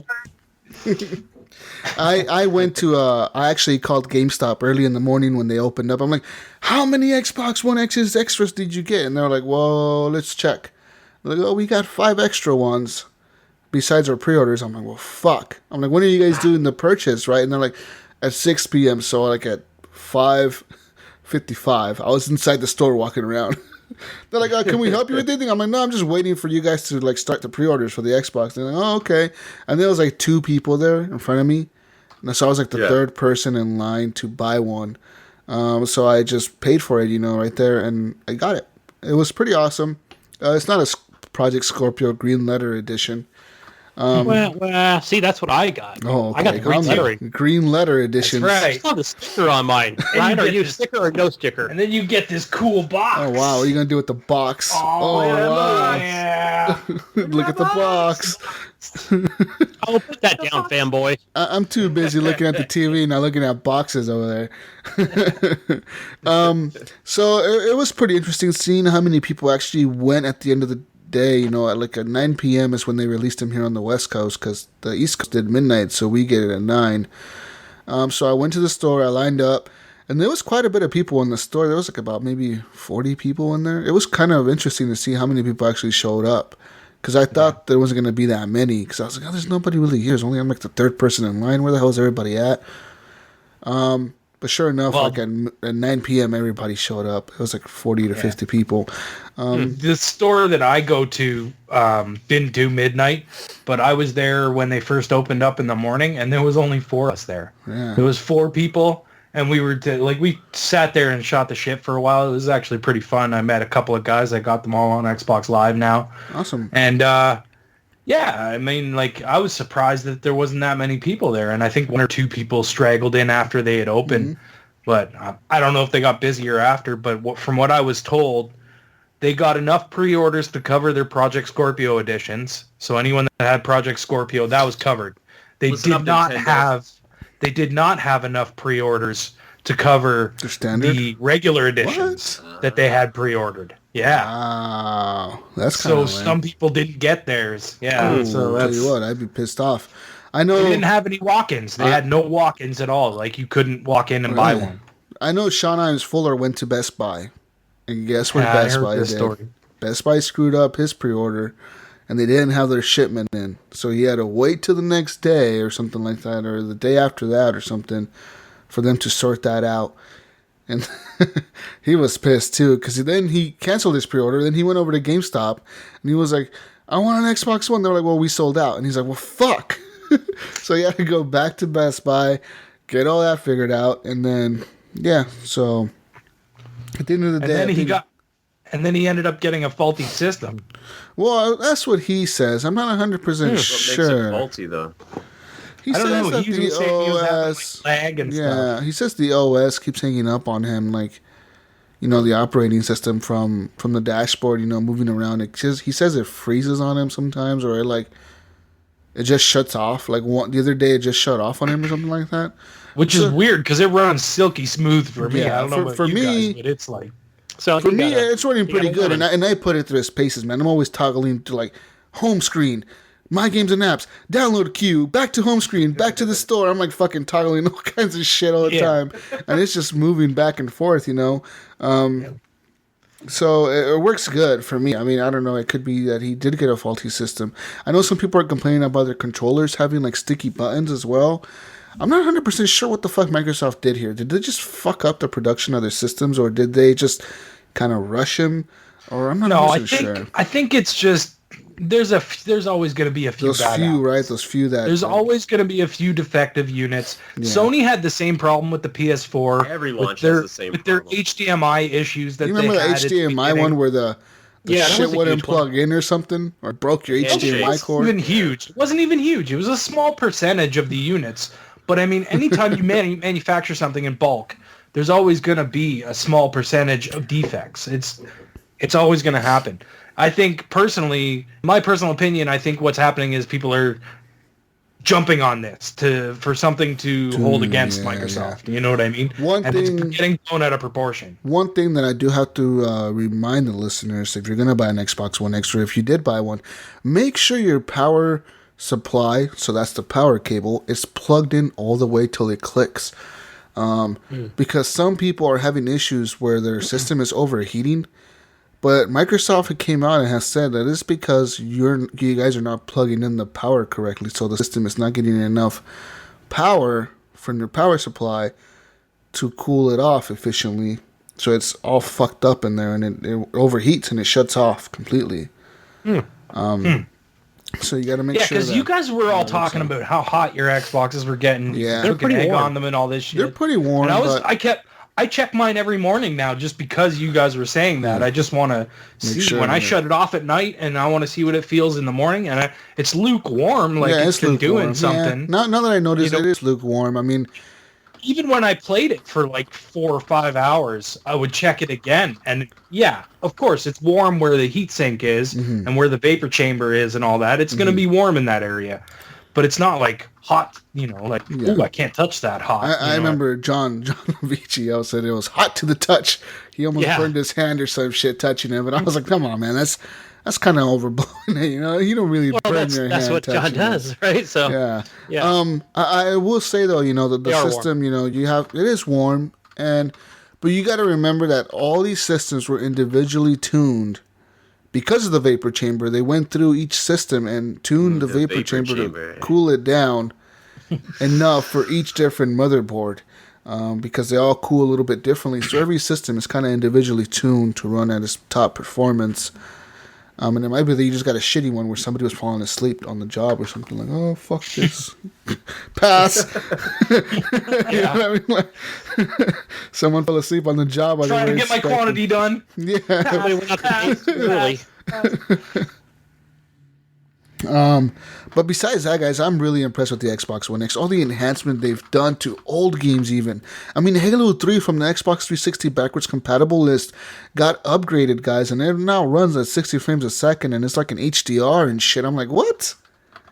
What? What is this? Yeah, there's games, Fusion Frenzy from the original Xbox was upgraded and now runs in better performance and better resolution. I'm just like, wow. Even like Knights of the Old Republic, another original Xbox One or Xbox game, that runs better now. It runs at a higher resolution and better frame rates as well. A lot of games are getting the treatment, and that's what's pretty awesome about this console. I know people are saying like, well, what's the exclusive? What's the reason that I should buy this? I'm like, pretty much it's better graphics, better performance. I mean, games are games. I mean, the games are on everything at this point. And I think Microsoft, their vision is to just kind of be like a PC, you know, where like your library is there. Did you guys watch that with you forever? Did you guys watch the what they called? I guess it was the midnight launch on the Microsoft channel on Twitch. No, with I didn't Major watch Nelson and Phil Spencer and them. So anyway, they had the guy up from Ubisoft talking about one of the main differences you'll see is with Assassin's Creed Origins, where you know how like when you deploy your bird, it'll like once it gets to that certain sinew or whatever. Yeah, send you, and then he'll once it gets past a certain point, and then if you want to go back by pressing up on the D-pad or whatever it is on PS4, and it'll actually go into like a loading screen, right? You'll see it start loading, and then it'll come back to where you are. Well, that doesn't happen. Yeah, it's gone. So it's gone. So it's almost instant. It's like, so that was the first thing I tested, and I was like, whoa, yeah. Mm-hmm. It's just, it'll dark screen for a second, and then it'll come back to your character. Pretty instantaneous, right? I mean, there's other games that I noticed that weren't on the enhanced list, but they actually do look better just because the system itself performs better. The GPU actually makes the game look better by default. Battlefield 1 was one of them, man. I jumped into that game and I went into one of the multiplayer matches. I jumped into a plane. First thing, I don't even know what the hell. I was like, holy shit, this looks way different. Like, the plane looks like a real plane? What the fuck? I mean, I was just kind of like, wow, you know, and I was just running around, and I actually crashed the plane because I was too busy looking at the graphics, like the little details. So we're relying on you, Jesus. Ooh, shiny. Look at that cloud over there. Look at that cloud. You know, I was just looking at shit on the ground, the trees. I'm like, look at that tree over there. And you might crash my plane into the ground. And it's just, I don't know, the system, it's a great system. I'm really enjoying it. But we'll see what happens here in the future with the next Xbox. Is it going to be another, like, half upgrade thing again? Or is this going to be a next gen? Is this meant to be the next Xbox, or is this a step up? I don't understand that. I think this is the next Xbox, but I think at this point, Microsoft is saying, I think both Microsoft and Sony are saying, let's ditch this next gen idea altogether, and just every game that you ever purchased on our ecosystem will be with you forever until you die or whatever. You know, like, just carry them with you. But do you think the days of like every 4 years it's a big like, oh, the next system's coming out? Do you think it's just like, okay, the next half step's coming out? Yeah, the next you can skip it or you can get it. So. You know, if you want the better upgrades or like the little, you know, enhanced visuals or whatever, you get it. And if you could live without them, then you don't. So what about the idea of, and I'm sorry to hijack, what about the idea of a modular console then? Like the next Xbox is okay, here's all the parts you can swap out. And so here's an upgrade to your hard drive. Here's an upgrade to your graphics. I think that becomes way too difficult for devs. And I think it becomes too difficult for console gamers. I'm not saying console gamers are dumb. It becomes a PC. It'll be like PC. Yeah, it'll pretty much be a PC at that point. And a lot of people are going to be like, well, why don't I just buy a PC? And you know these companies, they don't want you cracking open the box. Yeah. You know what I mean? They just don't want you doing that. So I don't see it going in that direction, but you never know, right? What about also, you know, this has been said over the last 20, 30 years, but what about these consoles becoming smaller, more mobile? You know, like bring it to your friend's house, you know, put it on top of the TV. Maybe Nintendo actually is on top of it. Maybe Nintendo actually is like, okay, the leader in that. You can't win the console game, so just make something that isn't a PC that PC people can experience, which is something you can take with you and it's fun and has fun games. Maybe they had the right ideas, like stop trying to play almost as good as PC and just differentiate yourself in the market. Right, just like the 2DS, you know, the Switch. Let's stay in that 720 world and make these exclusive games that people will love. And that's what Nintendo has. They have like the great exclusives, man. So as long as Nintendo has Mario and Luigi and Zelda. Man, my Switch has been getting a lot of use lately. They got a lot of good games. Been playing it a lot. But the Switch is a great system. It's SteamWorld Dig. I can see why you want one, Matt. That system is fucking awesome, dude. Yeah, it's much shit. It looks good now, man. It's great with Mario Odyssey on there now, and you got Zelda to play as to go back, and you got Mario Rabbit Kingdom, and you got all the other like little indie games on there now. Stardew Valley. They're gonna start opening up old games now too. It might be just like the one console you can play everything on. Like, as much as I don't like agreeing with John, I think Nintendo's found a niche that people really want. It's the second console. It's the second thing you have around, no matter what you got, right? Yeah, it's an awesome secondary console. Absolutely. Yeah. As a primary, I could never have it as my bread and butter. No. You know what I mean? No, you need a true system. Yeah. But then like Nintendo on the side to play like the next Marios and Zeldas and whatever Nintendo comes up with. I think every gamer kind of needs that. Yeah. Yeah. Especially, like, who doesn't it's like that Mario Rabbids game, when that was first announced. And again, I don't have the Switch. Hopefully, again, it's in my Target cart, honey, buy it for me. But, with that Mario Rabbids game, when that was first announced, and people were saying how, this is like an XCOM for kids, and, it's that game is hard at times. Copy-paste with, Mario and Rabbids, and, the different characters from that world. But once that game came out, I was like, holy crap, this actually looks really good. They did it's fun, freaking good job. I liked it. The Mario looks like I could just spend like an entire year on that game collecting every moon, and same thing with Zelda, just finding everything in that game. Zelda is fucking crazy huge. My friends, I've got a jet, so I can pay some attention to the whiff. Sounds good. Guys. Well, thank you, Matt. Fun. Thank you so much. I appreciate your support and what you guys do. Thanks for coming in, Matt. Matt. We appreciate what you do, brother. We appreciate what you do. And you keep doing what you do, bro. Matt, where can play pinball sometime? Matt, where can people find you real quick? At MattoMcfly, MattoMcfly, and ZombieCast and No Sleep Podcast. And Debris. Bye. And Debris. So I can become famous. Right. Yes. That's right, DEBRS. And I'm sure I'll talk to you all anyways after this. But thank you so much again, guys. Thank you, Matt. Thanks, Matt. Bye-bye. See ya. All right, guys, you got to give me a second. I'm going to fix up. Anyways, but continuing to talk about the Xbox One X, Gunny, I mean, how did you transfer your games? Did you just do a plug and play, one of your hard drive swaps, or how did you do that? Did you download them again? No, that's all I did. I didn't know if that was the correct way or not, but I just took out my hard drive and plugged it into the X. Awesome. That's kind of what I did too. Yeah, that's what I did. Yeah, I did have issues with that, and that is when I went to play, and I did that thing that that Brink mentioned, which was the 2 RB buttons, both triggers, and then start and select. And then that would show you if it had the assets installed. And I noticed it didn't say that for Forza 7. And I was like, oh, what's going on? But when I went to play it, that was for the last couple days, it wouldn't let me actually play the campaign. It keeps saying, hey, 60% installed on content in the game. You could go into the menu and mess with the settings, and like it seemed like everything was available, and there wasn't actually updating. It was updating internally, so it didn't.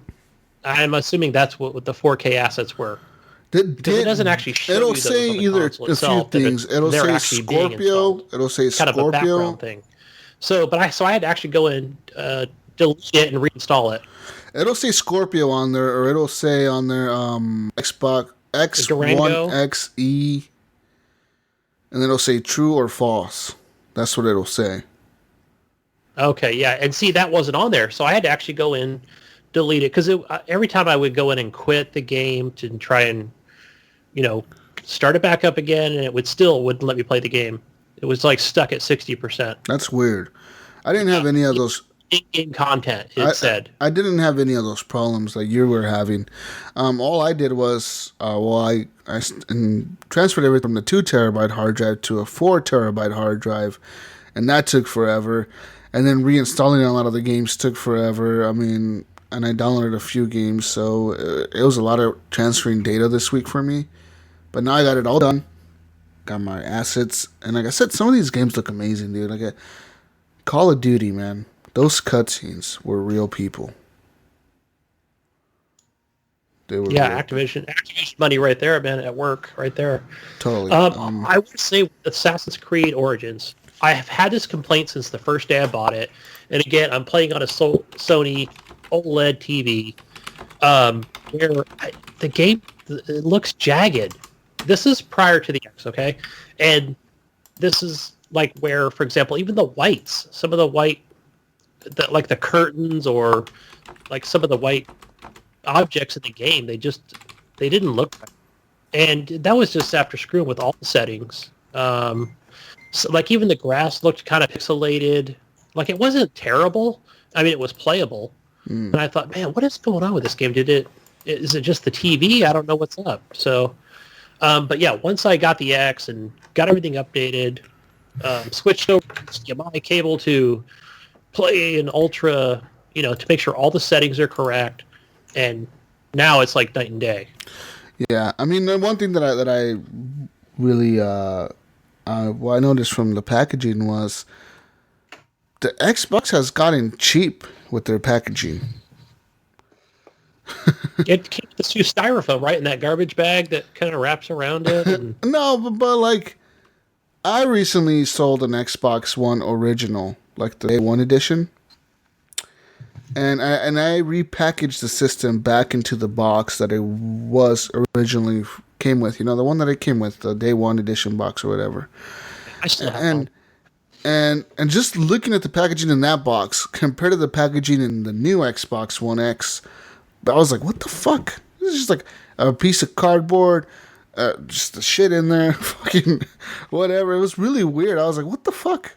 This packaging, I was like, it doesn't seem like the Xbox One packaging, man. It was kind of like just like the whatever, like fuck it. I don't know whether they're trying to save cost on that. It could be. But yeah. Hold on, guys. Yeah, it's not. Hold on. But now it's all the new shininess, Yeah. Hold on. Pause the show real quick. Let's take a break. We're taking a break, guys. Hold on. Yeah, we're gonna take a break. But yeah, sorry about that break, guys. Talking back about the Xbox One X, what is the one game that you're most impressed with, guys? The one game that you guys are just like, wow. What mine is? Shadow of War. Really? I need to go back. Holy cow! I popped that thing in, and my mind was blown. Just how awesome it looks. It's awesome, amazing. What about you, Ryan? I gotta say, I mean, like Assassin's Creed looks amazing. Mm-hmm. Like it really does, but I think fucking Super Lucky's Tale looks pretty damn good too. For cartoony 3D platform, that was fucking amazing. That was the launch title for this system, right? I mean, it was pretty much day and day with the system. Sort of. That's the exclusive game, right? It was supposed to be Crackdown and Lucky's Tale, but Crackdown obviously got delayed. Yeah, unfortunately. The one, I mean, I'm kind of torn between this. Like, I mean, today I was playing Halo 5 multiplayer, and I was like, I couldn't help myself but think, man, this game looks beautiful. Like, beautiful, dude. Like, everything's so sharp. Halo 5 looked pretty before. Yeah. But you need to get to it now, guys. It is in 4K, 60 frames a second, pretty much locked, 60 frames a second. Yeah, I need to buy that game now. Well, I have the Game Pass, so I need to play it. There you go, everybody. I played the beta, and it looked freaking amazing on my day one. Definitely, it is. Yeah, man, it's all in there. It's all in Game Pass. It's 4K, 60 frames a second. Another game that I was completely just like, wow. I was literally walking my guy in circles in the snow. Gears of War. Gears of War 4. Yeah, I've heard. I haven't tried that yet, but I heard it. Those are the two big games. But one game, guys, that I have not tried yet, that I was wondering if you guys have tried. This is the showpiece of Microsoft at this point for the Xbox One X. It's Tomb Raider, the newest one, Rise of the Tomb Raider. Rise of the Tomb Raider. That game, it has 4K. It has HDR, it has 60 frames a second. It is the fucking showpiece, the showcase of the Xbox One's power. Besides Forza, is Tomb Raider, Rise of the Tomb Raider. So I need to get back to that and just like play the first part, you know what I mean? And just look at how beautiful it looks. Yeah. But of course, and I've only played a couple Origins. games in 4K, so that's why Shadow War is my number one so far. Oh man, and Assassin's Creed Origins. I was actually really surprised that when I went to my list and I said, "Show me the Xbox One X games," I didn't have a lot of them, gang. Like most of them were like all the free to play games, like Conan Exile and Crossout and what's that? Paladins. Like it was all like free to play games, and I was like, "Holy shit!" Really surprised. World of Tanks looks really, really good in 4K. I'm not gonna lie. World of Tanks. That looks really I saw good that in promotion. 4K. Come play this free game in 4K. But It's in both 4K and HDR. And there's a great list over at Xbox.com where you can go and check this list, and it'll tell you the full list of every game that they're going to update for the Xbox One X, which is like almost every game. Like that, like the list goes on forever. Or you can go into the store as well, and there's actually a section for 4K. Let's be honest though, a lot of the games that were originally on that list, they're not 4K. No. Doom, not 4K. Huh. Oh, no Xbox One X update for Doom. What? Yeah, but I mean, a lot of them are saying that they're in progress or either done, and they don't say on there what exactly they're going to update. So, like, if they're already done, for example, for Tomb Raider, Rise of the Tomb Raider, it'll say 4K. It'll have a check mark on it, and it'll have a check mark on the HDR, and it'll have a check mark on the Xbox One X Enhanced. But some only have a check mark on the Xbox One X Enhanced because it means it didn't add the 4K or the HDR, but it is enhanced. So that means that it looks a little bit better. It may run better, but it's not necessarily 4K or HDR. That's the thing too, right? Is a lot of those old games, they still will run better on your X. Right. They're gonna have faster load times. They're gonna, get in and out quicker. So technically, they're enhanced. Technically. Yeah, like for example, you're getting, for example, like Assassin's Creed and the game I'm playing now, Shadow of War, where it has these UHD settings, separate UHD settings, HDR settings, excuse me. Yes. Yeah, and I have the brightness or the brightness adjustment or whatever for the HDR. Yeah. I think my neighbors down the street were probably or whatever. Out, seeing my TV, but it was so freaking bright. I was like, oh my gosh, I got to tone this thing down. But yeah, I mean, the one thing that I noticed right away when I first opened up the box, guys, I don't know if you noticed it, was how heavy the console is. Yeah, man. That thing is heavy for how little it is. I was like, holy fuck. How small it is. Yeah, it's like 8 pounds or something like that. It's got some weight to it. It's way heavier than the S. I was like, whoa, like this thing is pretty heavy, man. Like, what's going on in here? It's vapor chambers. This vapor chambers. Then I put my vape juice into the little side port and loaded it up. So I got my vape juice in there. Did you guys buy the extra? There's a straw that goes there. No. Man, straw for the vape chamber. I need to get that straw. Hookah? Is that what it's called? The hookah hose for the Xbox One branded hookah hose. Gunny went out bought an Xbox One X bong. He did. I don't know what he's talking He's high as fuck looking at his 4K TV thinking it looks better. No, but what about the heat? I think it's pretty hot. Do you think it's blowing all out the back instead of from the top and sides? Well, it obviously is. I mean, the top is obviously sealed off. The sides are a little bit open, but what Ryan said earlier, and he said it before, that it sucks in air from the sides. Yeah, it sucks the air in from the sides and blows it out back. Mm-hmm. That's how the chamber works. It pulls the cold air in, and you can feel it. If you go touch near the sides of your Xbox, it feels like there's cool air going into it. It's you can feel it kind of a little bit of suction there. You know what I mean? So it's pulling the air in and then blowing the hot air out. So the vapor chamber is on top of the CPU, right? So it's like sucking the heat up. So that sort of middle back right-hand section of your Xbox One X is where it's going to fucking heat up like crazy. Because that's where the CPU is. That's where all the heat is being dispensed out, right? That's where it's the hottest is on the right. Comes out of the CPU and into the heat sink, and then the fans blow it out.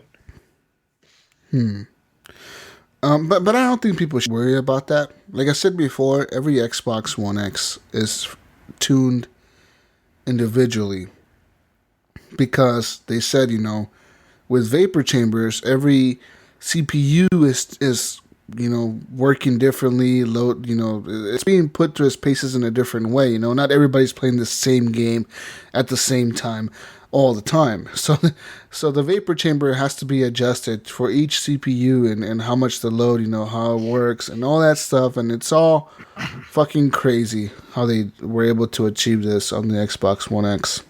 Yeah, and playing these, just the limited amount of games that I've had time to play on the X, I'm excited for the future of games and totally.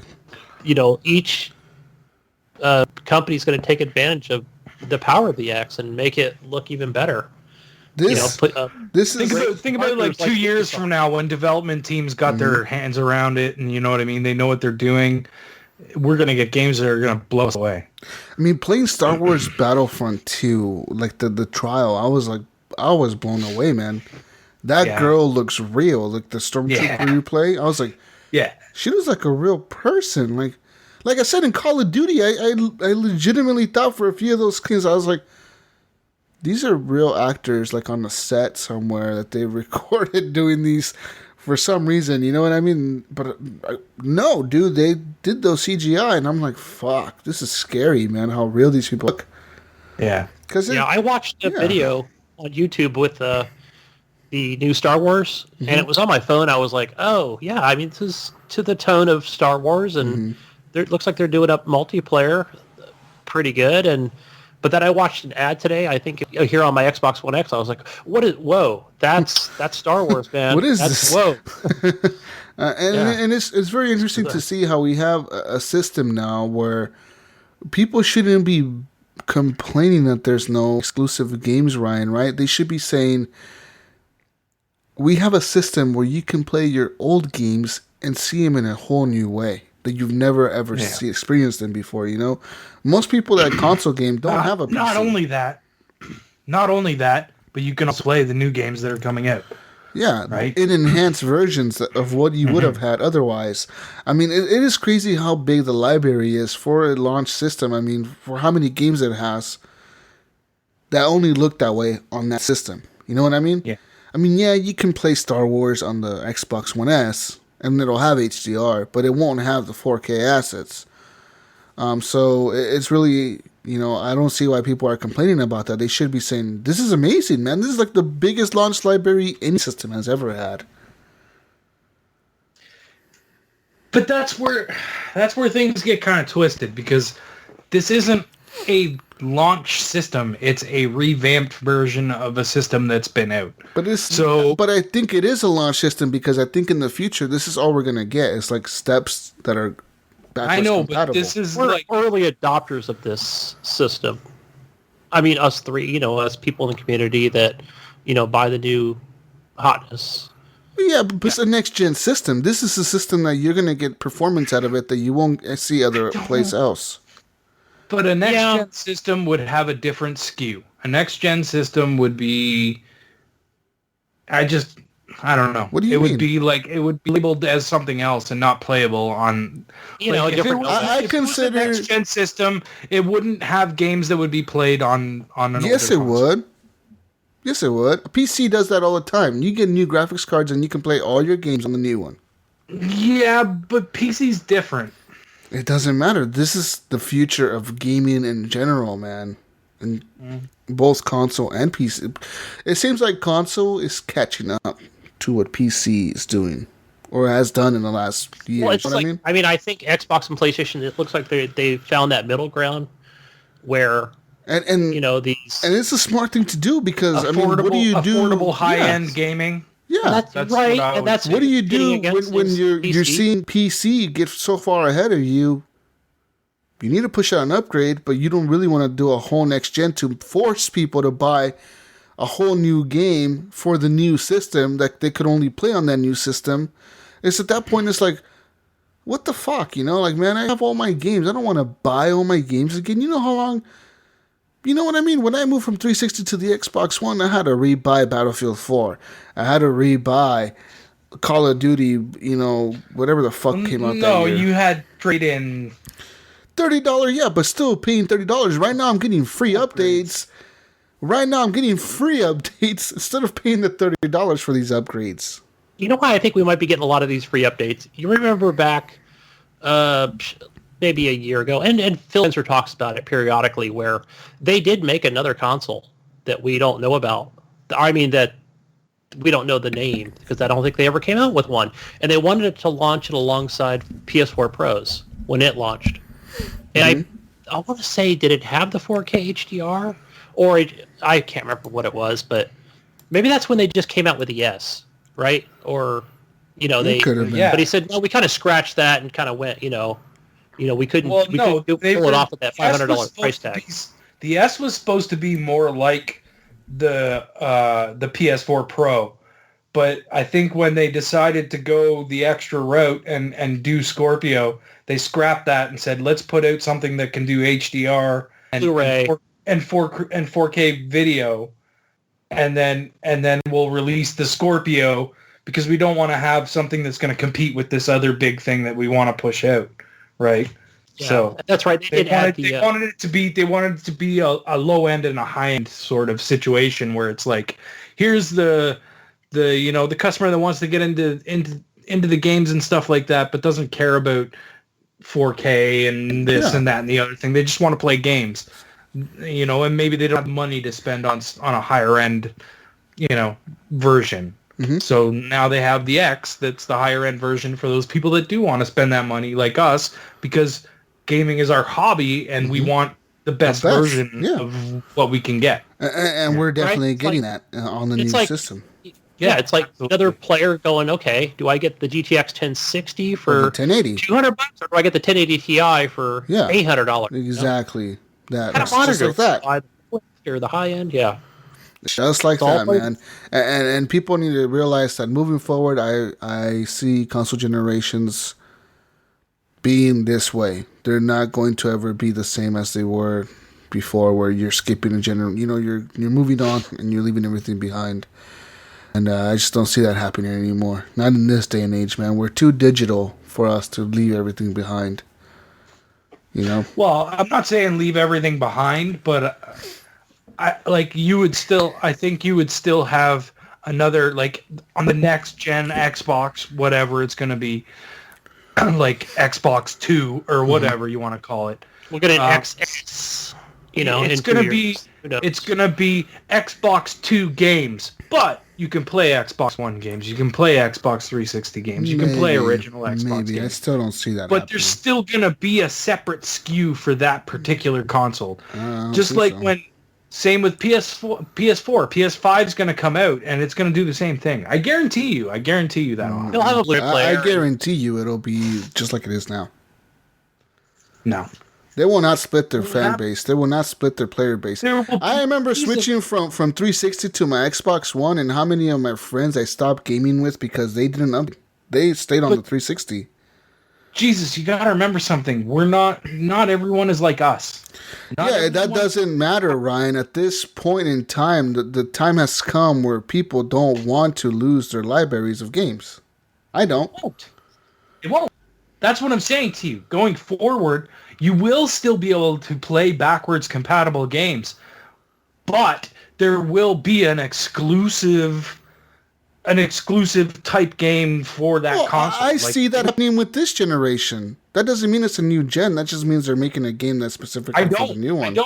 I don't see it happening with this. I see for this generation next year at E3 something where Xbox just says, you know what? Fuck it. We're going all in. I don't see that. Not next year, but the year after. I see it happening in 2019. What I see happening, Jesus, is there will be a launch into the next generation, like whenever that's going to happen, and they're going to release. The Xbox One X might keep up with whatever the next generation is, but the Xbox One will be faded out by then. That's exactly what will happen. They do it like iPhone does it. How does iPhone do it? They release the update for the new, or they release the new iPhone 8. iPhone 7 still gets the updates, still works fine, but iPhone 6 may struggle a little bit. People have short-time memories, so I think we'll like you said, we'll see something probably come out in March, or let's just say E3 next year, where you're going to get Forza 8 on the Xbox, the regular one, but you won't get like, rain pixels or something, Something just like they did with the 360 versus the Xbox One. Yep. And they did that for years. And you can't have that. Call of Duty will only release the multiplayer version on the Xbox One. Yeah. Just like they did. And that's when nobody will 360. care, right? Because now people are like, no, you can't separate the community. Fuck that. Fuck you, Xbox. But a year from now, they'll be like, that makes sense. The Xbox One's old now. Yeah. Nobody will care. But we'll see what happens with that. Besides that, I just want to say that I'm very impressed with my Xbox One X, and I think it is a system that delivers on what it promised to deliver, and yeah. And there's always going to be people out there that say they don't see it. I don't see a difference in that. It looks the same as it did before. It's like, no, dude. The difference is fucking there. Get your eyes checked. It's jarring. I downloaded the Bugs app. The Insects app? Insects? Yeah, that's something I forgot to mention. Yeah. If you got an Xbox One X, go download the Insect app on your Xbox One X. Just search in the store for Insect. It'll come up. Yeah, Insects. You will see it. And basically what it does is it lets you turn HDR on and off while this demo plays. Mm-hmm. So there's like these bugs flying around flowers and lights pouring in. And you can turn HDR and 4K on and off. And if you have the Dolby Atmos, you can turn that spatial sound on and off if you have something that actually uses spatial sound. You can turn that on and off, so that'll show you like the difference between that. And it's a really good way to look at what the difference is between, the two ways that you can look at it. And then also, you have that app open, you can go into where it says settings, and then you'll change the lighting on the HDR. It'll be the brightness, and there's two different ones. And then it's fairly seamless. Once you get those two configured, go back into the app and play it, and then turn HDR and 4K on and off, and you will really see the difference. Yeah.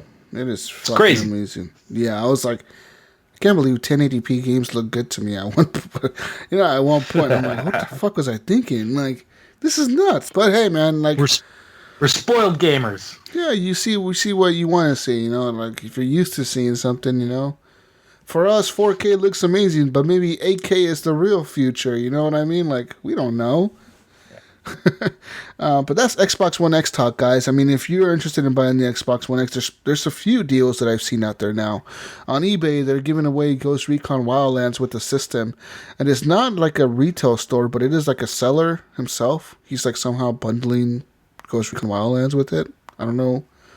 Maybe he owns like a game store or something that he has like all these free copies of Wildlands or some shit he's putting in there. But yeah, $4.99 and you get a copy of Ghost Recon Wildlands. One of the best-selling games this year.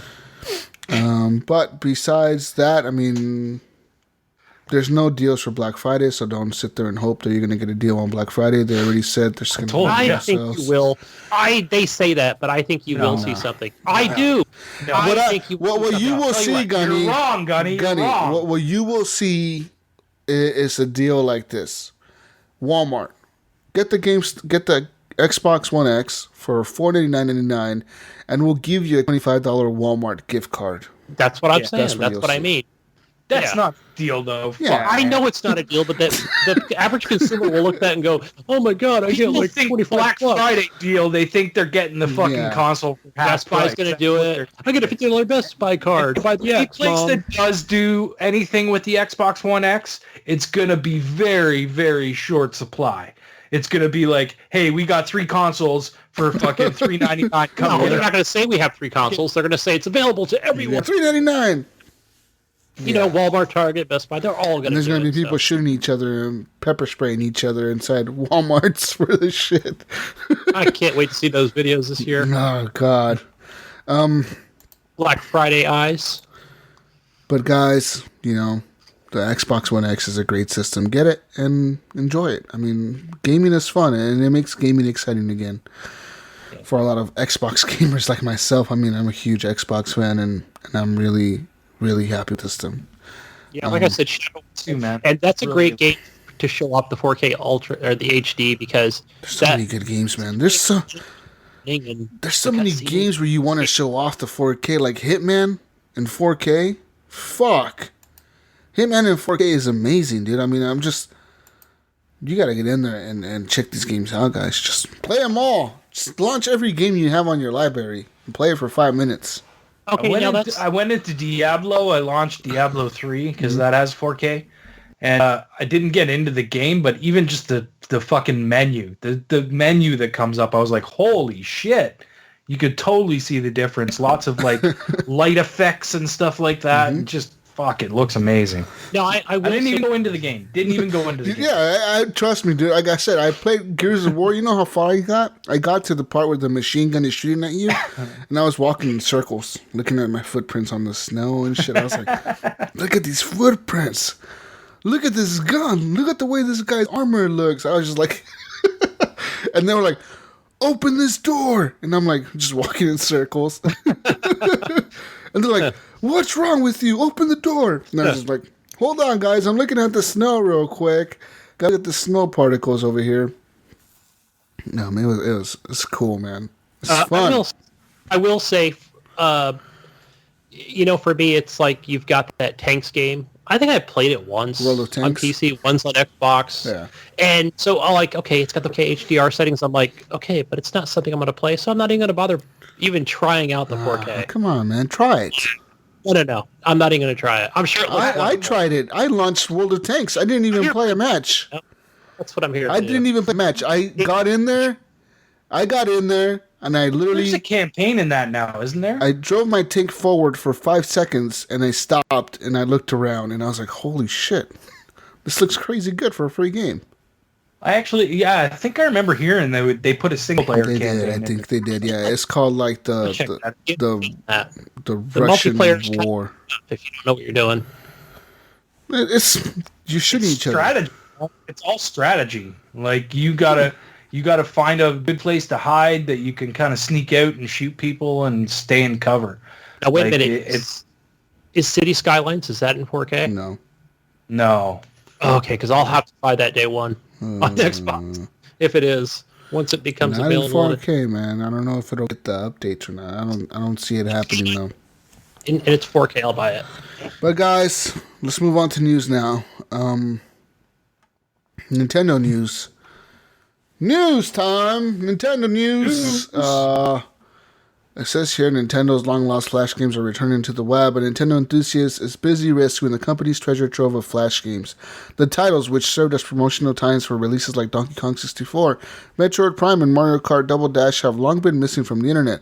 But thanks to the efforts of a modder known as Skillux, they're making a comeback. You can sample a selection of the games dating from 1999 to 2010 on his website. And, yeah, I mean... Wait, where do I play these games? I don't know the website. I don't know. Let me see. It's sending me to a link. I don't want to click it because it's going to, fucking crash my shit.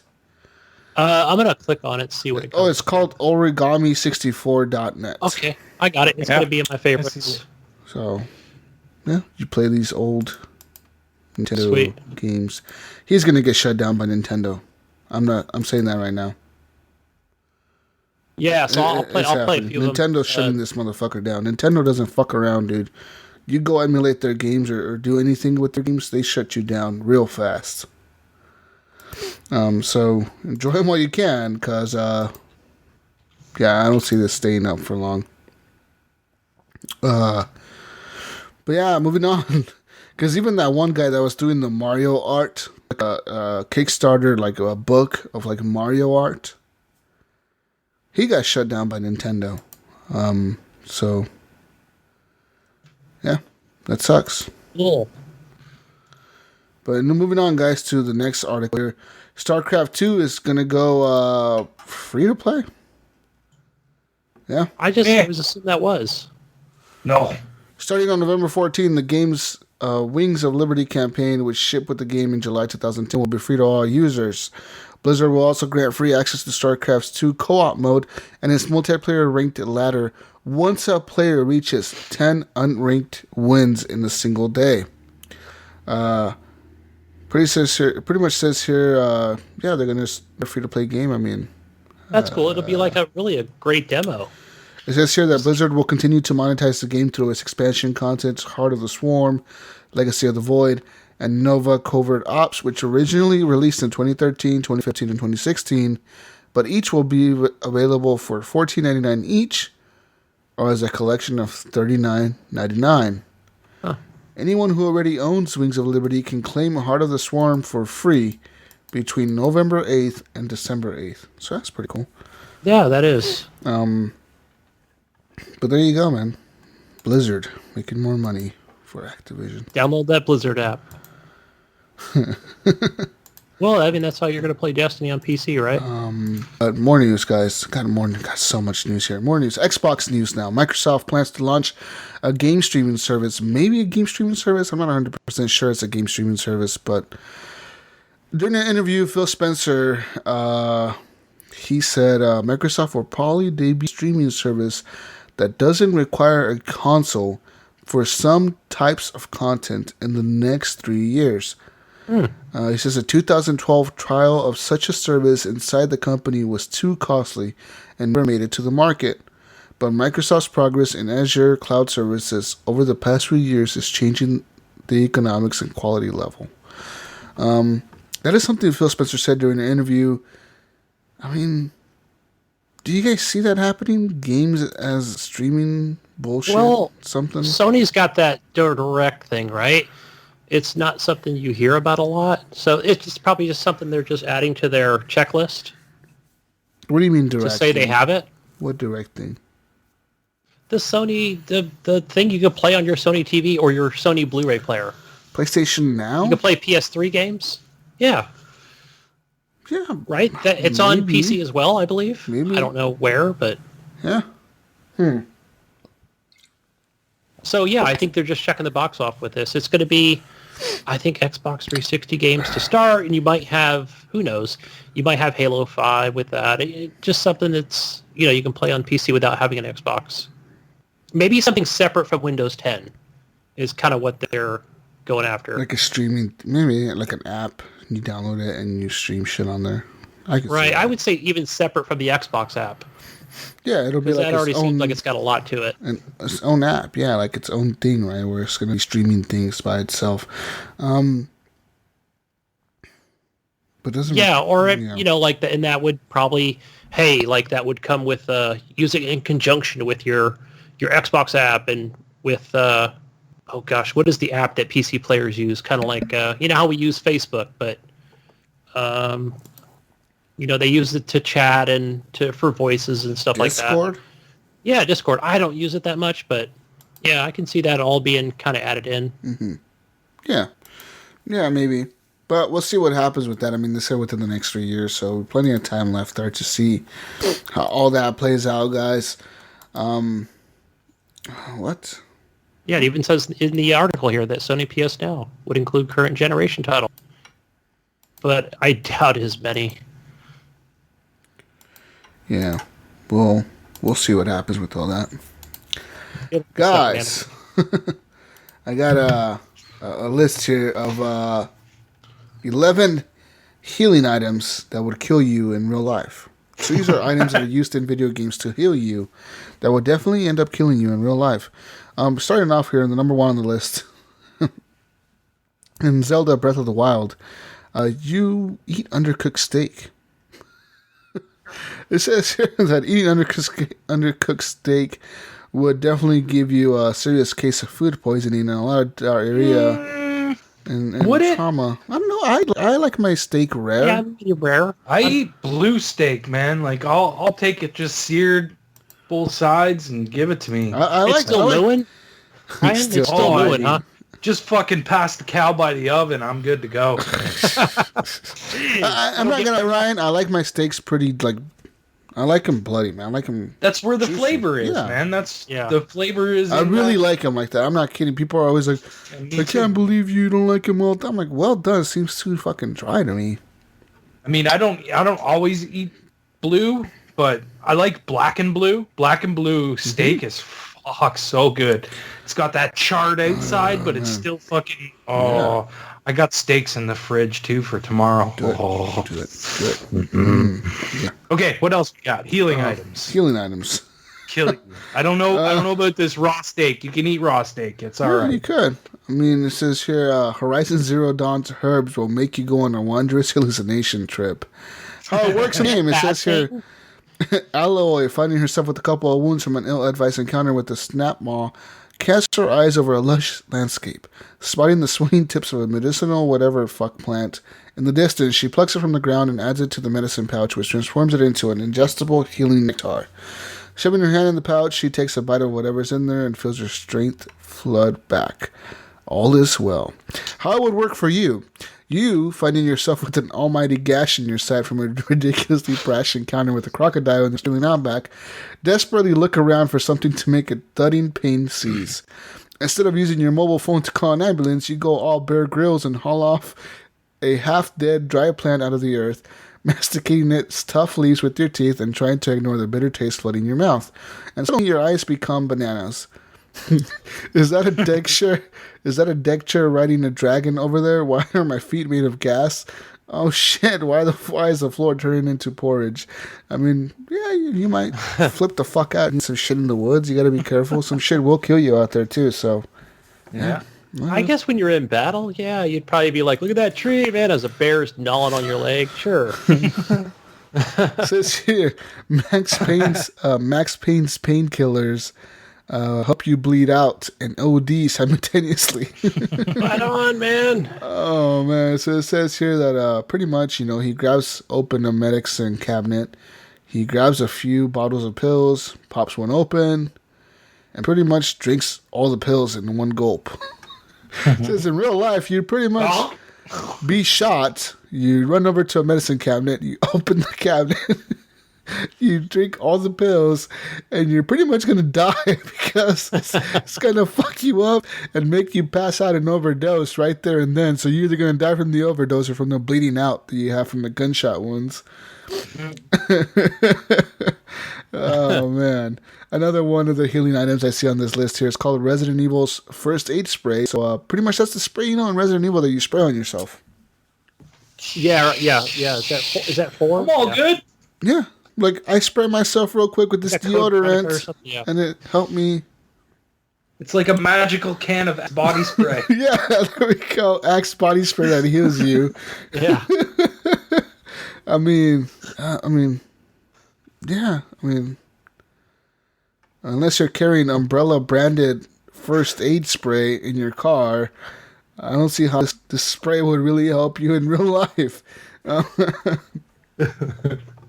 Yeah, how would it work for you? Jesus Christ, what's wrong with that? It says here, Metal Gear Solid's rations. Wait, you missed one. You skipped one. Oh, Turtle in Time pizza? Turtle in Time's prehistoric pizza. So pretty much, yeah. It's not looking so tubular. So, yeah, you'll find a piece of pizza, a slice of pizza, in a box of pizza. In a box, yeah, a box of pizza somewhere. He grabs a slice, he eats it, and he gains his health back. In real life, you don't gain health back from pizza. I mean, I ate pizza earlier today. It says that how it would actually work for you if you're lost and confused and your pants are still damp from soiling yourself at the sight of a pterodactyl carrying a robot ninja. Suddenly a familiar scent wafts in your nostrils. Pizza! There it is, unguarded box of the sacred pie. You're so hungry you don't even care that it's topped with anchovies. Ooh. You just devour the thing. Then you wink out of existence before that pizza would have fed the rodent-like creature that was the ancestor of mammals. I like who wrote this article. It's funny. But it says here pretty much after this, Metal Gear Solid's rations are kind of hard to eat when you're getting shot at, guys. I mean, let's be real here. You're not going to be eating this shit to heal yourself.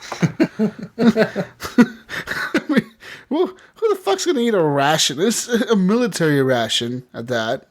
Why are you getting shot at? No one wants to do that. No one. And Final Fantasy's potions, they're pretty much a snake oil.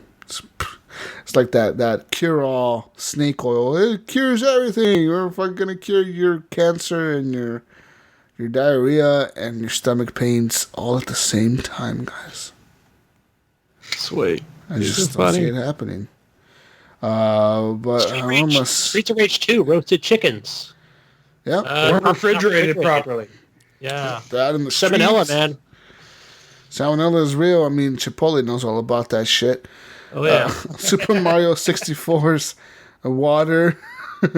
It's not advisable for the gravely in. Of course. I mean, yeah. We all know that's, you're going to drown. I mean, You're going to get Ebola. Fucking die. BioShock's beer and wine refill. Refill your HP and kill your liver. That's true. I mean, in real life, you can't heal yourself by drinking beer and wine. Well, maybe. I mean, Not advised. Not advised. You have pain. I could see how it could kill pain.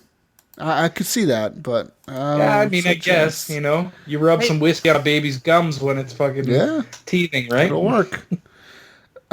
Not saying to do that, but I mean, if you want to, I guess.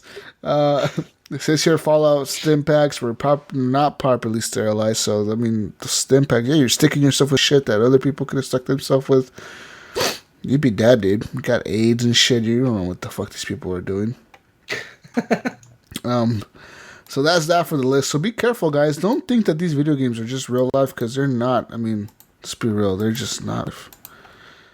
But guys, more Xbox news. Microsoft has shifted its focus now to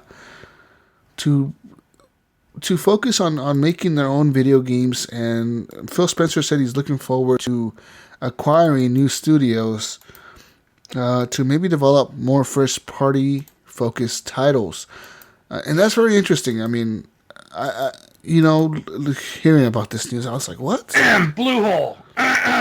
Blue hole. Like, what? What do you guys like? This is crazy. Like, you guys are shutting down all kinds of shit, but now you're thinking about buying more studios up. So, I think maybe they're gonna look at how well the Xbox One X does, and from there, kind of gauge what they want to acquire and what they kind of want to move forward with. I mean, yeah, like you said, they could buy Bluehole. I think there's a good chance. If they are looking to buy studios, no one's making a game more popular than that, right? That is true. I think you hear some people talk about with Bluehole, for example, with PUBG, and they say, well, how long will that game last, right? How long will this whole thing be, trendy or whatever? But I think with a game like that where you can, you could add different modes. I think Microsoft could do something with that franchise, to keep it going forward and be. So, and I think there's plenty of other studios out there that they can look at and purchasing and moving forward. Developing titles for the Xbox platform. Yeah, and Bluehole does have another MMO coming up that's unannounced right now. I don't know when it's going to be announced, but yeah. So it's going up anytime soon. They still need to finish their first game,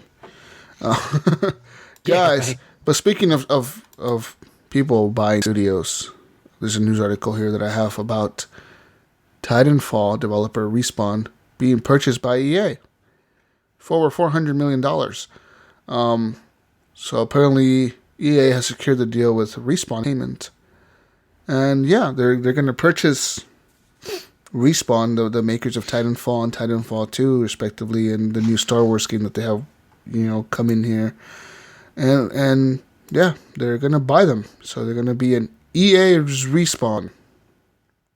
Yeah, I'm looking forward to that $50 season pass premium member. Rest in peace, Titanfall. Premium. Titanfall Premium. No more free DLC. If you enjoyed free DLC in the last two Titanfall games, they fucking say goodbye to that shit. Yeah, that's gone probably. I know John is going to be, he'll just be, I'm still playing the original, not buying Titanfall 3. Yeah, Jonathan Hall, yeah, he's a fan of this game. I mean, I don't know, I don't know. It could be a good thing for Respawn. It could be a bad thing. Now they're going to be tied to what EA tells them to do, pretty much. But it gives them it gives them room and capital to hire way more people. So they could start hiring people and increasing their studio size. You know what I mean? And at the moment, they're currently hiring. So if you're a game developer looking for a job, I suggest you go and maybe apply at Respawn. Yeah, and and on the more positive side of things, I can see the game being bigger with more modes, more maps. Not that it's lacking right now, but yeah, maybe just growing the game, in a more positive way, and and hopefully it won't be this thing where, hey, we're just going to release Battlefield and Titanfall 2 at the same time. Yeah. So that one gets shouted over the next. No, hopefully they stagger them. And do them I don't think, because now that they're not year. going to compete against themselves, so they'll definitely stagger them. It says here that earlier this year, another company called Nexon, which is a South Korean publisher, they were the guys who published the Titanfall mobile game. They made an offer to buy Respawn. So EA had 30 days to match that offer, which they chose to do. And so they're the ones who purchased Respawn. Yeah, so like Vince Pella has made enough money, him and whoever, Jason or whatever, they just want out of it. Yeah, I mean they're getting paid $100 million in cash, and the rest will be in stocks and assets and all shit. And they will also get bonuses for having good Metacritic scores and all that good stuff, I guess. Sorry, EA. We'll see how it goes. With sorry, EA. Shut the fuck up. Guys, I'm going to skip this next article. Moving on to the next one. Speaking of people getting bought out, Telltale Games is laying people off. Laid off 90? Yeah, 90 people? 90 staff members, so 90 developers, programmers. Yeah. That means one of their games isn't going to come out here. And I'm thinking, let's see. You've got, what do you see? They have The Walking Dead. They've got Game of Thrones. Minecraft story. The Among Us. I think The Wolf Among Us out of all those would be the one that's cut. Yeah, maybe they just didn't get the new license on I just don't feel like many people played that game, and which was arguably, in my opinion, the best one they've done. I agree. The Borderlands one. People are Tales saying, from the Borderlands was pretty good. Still though, the Wolf Among Us, I felt like really it kind of got me interested even in the comics. I was like, man, this is based off of a comic series. Like what? I knew that all along. I read the comics before before that game. So I feel a lot of people are like me. They never even heard about this, So they're like, I want more Wolf Among Us, and now there's no more. Yeah, I just think that now that gonna cry. A lot of the hype for this studio, I don't see this as a bad thing. I mean, yeah, obviously 90 people. The Walking Dead will obviously get done. A lot of people, but yeah, they'll just go back and they just kind of resized, and I think they'll still keep coming out with games that are trending. They probably were like, what the fuck are we doing? We're spread way too fucking far, and we have way too many people working for us on this shit. What the fuck? We need to scale this back. That happens with a lot of companies like this. So yeah, they're just kind of refocusing. Well, and let's be honest, those games aren't selling like gangbusters anymore. Not like they used to at first, man. At first, they were blowing up. Game of the at the year end of and the everything. 360 PS3 life cycle, it was really blowing up. Yeah. People couldn't wait for that next episode. And that's kind of part of the problem, I think, with Telltale is they got their hands in too many jars. Yeah, I feel like, what was it? Like, it was E3, was it 2015 or 2015 or 16? They just came out and they were like, we have this one coming out, and this one coming out. It's like, well, you guys had like 10 fucking games coming out? What? You know what I mean? And it's like, yeah, they'll release one episode and then see how that does, and then release the next one like 5 months later. You're like, well, that kind of shitty.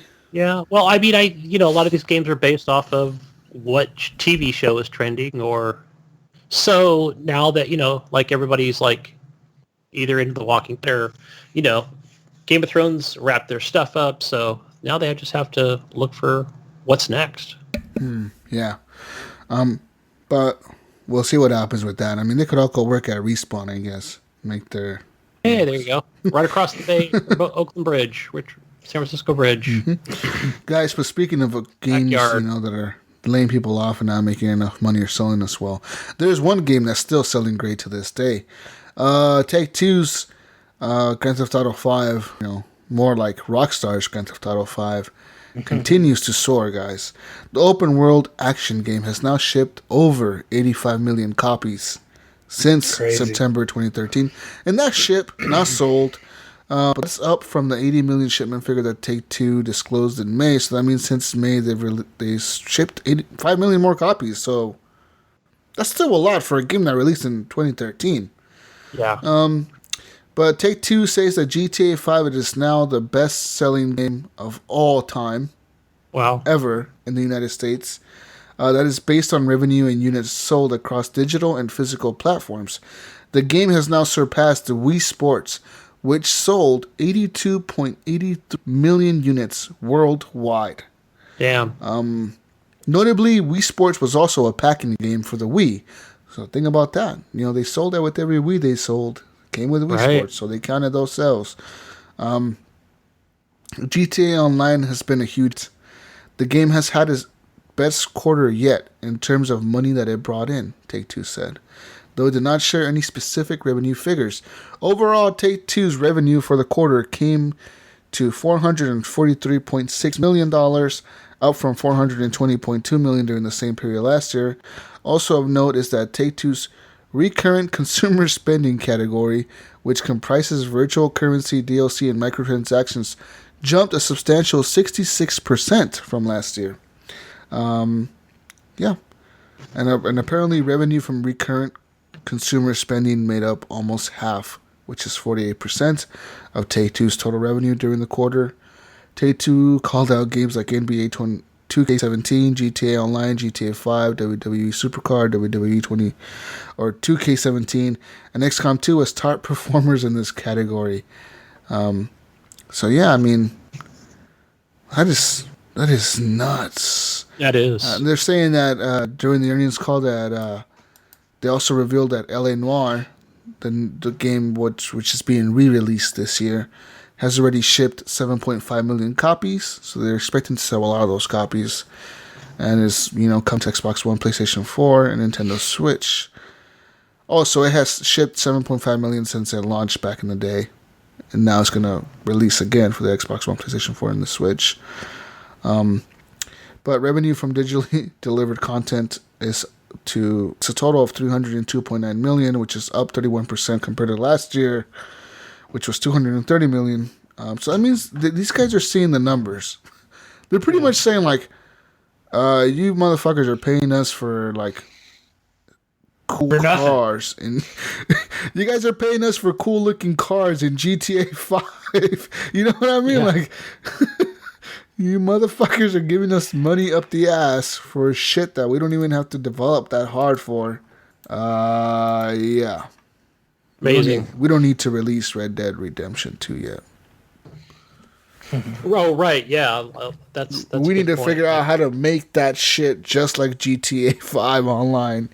There's going to be heist everything, and there's a huge online world in Red Dead Redemption 2. And it'll be just as popular, if not more, than GTA 5. Probably not more, but it'll be just as popular, though, I think. You know what I mean? Oh, definitely. We're going to be like, I could see us already in the chat, like, okay, there's going to be a poker tournament and a heist. We're going to rob the bank tonight, 8 o'clock. Let's go. It's fucking, it is, wow. That's insane how many copies is shipped and sold. But guys, it's hard to exaggerate the success of Pokemon Go, which was Niantic's augmented reality game that came out last year. But there's big news, guys. There's a successor. Big news. Bigly huge news. Huge. Now it's time, guys, for Harry Potter. Harry Potter Wizards Unite is set to launch in 2018 in cooperation with Warner Brothers Interactive and Portkey Games. So pretty much Niantic said that the company was looking at using audio cues in future AR games because a phone for an extended period of time makes them look like a total doofus.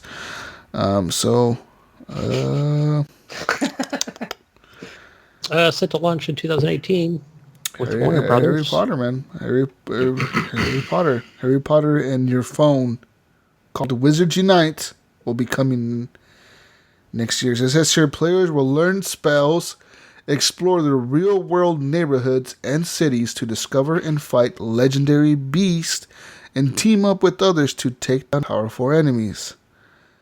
That is a quote from the company itself, Niantic. They released that quote. So I don't see it being as popular though. No, neither do I. No, but it will be popular. I know when I went to Universal Studios, they had this huge attraction ride, and man, there was just a ton of kids, and everybody's buying the wands. And I'm not saying that Harry Potter isn't a huge franchise. It totally is. I just don't see it catching on like Pokemon Go. No, yeah, I don't think. I think it will. I think it may not be equal, but I think there's. I don't know, man. Pokemon Go is cooler, man. Pokemon Go is like everyone was playing Pokemon Go. My fucking friends that don't play video games are playing that shit. You know what I mean? Like, have you played this Pokemon Go game? I'm like, yeah, I played Pokemon Go. What the fuck? Yeah, but Harry Potter's you know how many franchise. people I would see around town walking in like groups of like 20 or 30 just. Dude, walking on the street looking at their phone. I would go to the beach down by my place. Mm-hmm. I'd go down to the beach, and there is literally Pokestops all along the walkway at the beach. That walk goes all along the lakeshore. And there was just like hundreds of people just walking up and down that pathway, hitting all those fucking stops all the way along. It was insane. It was crazy, like the amount of people that were there. Yeah. I believe I just read somewhere else that all the 7 movies are coming to Netflix, or maybe we'll see what happens with that. They need to get some movies because they're not going to have Star Wars movies on there pretty soon. They're not going to have Star Wars or any more Marvel. Or any Disney. No more shit. Marvel? What? Disney, man. No. Moving on. No more Marvel shows right. on Netflix. Yeah, that's right. It Disney, huh? Because Disney bought Fox, right? Mm-hmm. Disney. So what does that mean? I got to pay a subscription? Now you got to pay Disney their subscription fee to watch all the Disney movies. And it's funny because up here, I believe we were the first to get the newest Star Wars on Netflix in Canada. There was some deal for Canada where we got it before everybody else. Or no, I think it was The Force Awakens when that first came out. It came to Netflix in Canada first. Which is weird. I thought that was really strange, but... You guys must really like your Star Wars up there, eh? Each country is a separate... Yeah, eh? We love our Star Wars. You love your Star Wars, eh? But speaking of billions and billions and billions and billions and billions... And billions and billions. Activision has announced that Call of Duty World War II has made over $500 million in its first weekend on sale and has set a new record for digital day one sales on PlayStation 4. The latest installment of Call of Duty franchise is a record breaker for digital sales, with the overall sales of the game being double of their previous title, Infinite Warfare. Activision also revealed that this is the highest total connected players that they've had on a current-gen console and PC on any Call of Duty game. So yeah. Call of Duty still has it. They still got their game on. Man, they're never going to lose that. But more Activision. Speaking of Activision making billions and billions and billions and billions, they're going to have a hard time holding on to that. Because the maker of the Humvee vehicle, that is the big, like the Hummer car that you see in war, like that big fucking Humvee thing, that's like bomb-proof shit. Well, AM General is the manufacturer of that vehicle, of that military vehicle. They're the people that make it and sell it. They're suing Activision Blizzard because they say Activision infringed on their copyrights. They own that car. They never asked them permission to put that car in Call of Duty Modern Warfare, Modern Warfare 2, or Modern Warfare 3. So they're saying, you guys didn't ask permission to use our vehicles in your game. and you copied our vehicles and you used them in your game, and they're saying that the reason people bought the game was because they saw this vehicle in the game and it looked cool. Yeah, but do they But I thought you could make something that looks like that said vehicle as long as you give it a different name. I don't know. It says here, quote, on the lawsuit, it says, AM said that the successes of the Call of Duty series has come, quote, only at the expense of AM General and consumers who are deceived into believing that AM General licenses the games or is somehow connected with or involved in the creation of the games. What? COD's a shooter. I'm thinking, I'm like, no, dude. I didn't look at the screenshot or like a fucking trailer. I was like, there's a Humvee in there? Oh my God, there's a Hummer! There's a Humvee? Holy shit, I need to buy this game right now. You know what I mean? Like, it says here, in an Electronic Arts Battlefield series, the Humvee has also been available, and it's unusable in the game's multiplayer modes. So, yeah, that's... Yeah. Well, see, they're not going to win that lawsuit. They're not going to win it either. And I mean, even if they won, worst thing that will happen is Activision will put out a patch and the Humvee won't be exactly like a Humvee anymore. It'll have some different, angles or something that's just it'll be a fucking it'll be a Honda, one of those Honda cars. Ones that look like Hummers. A Honda Element? Yeah, one of those like fucking weird looking cars that look like a Hummer. Oh man.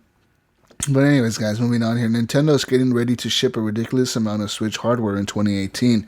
Sales of the Nintendo Switch have been limited by the number of systems that Nintendo has been able to ship to retailers since the console's launch.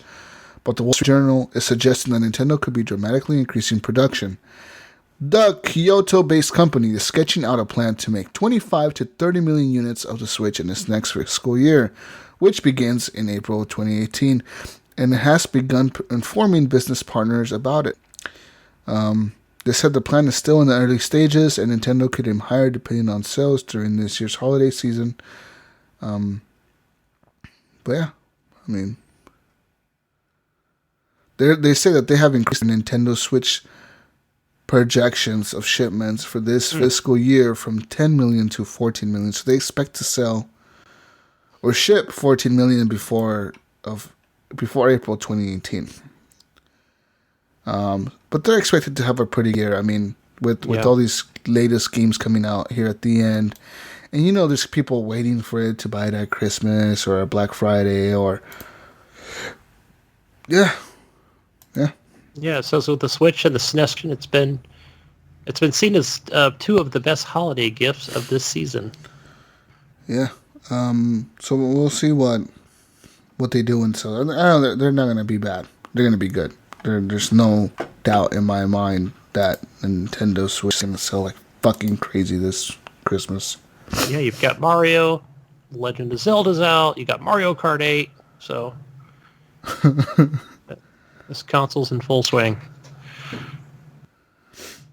Ticket item. I'm skipping this story here. This is a fucking crazy story. Let's open this one up. Got so much damn news, man. Wow, a fight between roommates playing video game has led to a stabbing at Kaiser University. Domingo Rodriguez is accused of stabbing a roommate in the dorm room. A fight between roommates playing a video game led to a stabbing Wednesday afternoon at a South Florida college campus, police said. The stabbing was reportedly shortly after 12:45 p.m. inside a dorm room at Kaiser University in West Palm Beach. Preliminary investigation revealed that the students, later identified as blah, blah, blah, blah, blah, were playing video games when they got into a fight. It was during the fight that this dude stabbed the other dude. But yeah, I mean, video game? I wonder what video game. It doesn't say what video game on here. I want to know what video game. Yeah, it doesn't say, does it? Oh, yeah. I don't see it. There's no fucking... God, what kind of article? What kind of article is this, news machine? I need to know what game they were playing so I can make fun of them. What game do you guys... It's over Minecraft. You fucking blew up my house! That was my house! You motherfucker, I stab you! Oh, man. TNT, I'm gonna stab you now.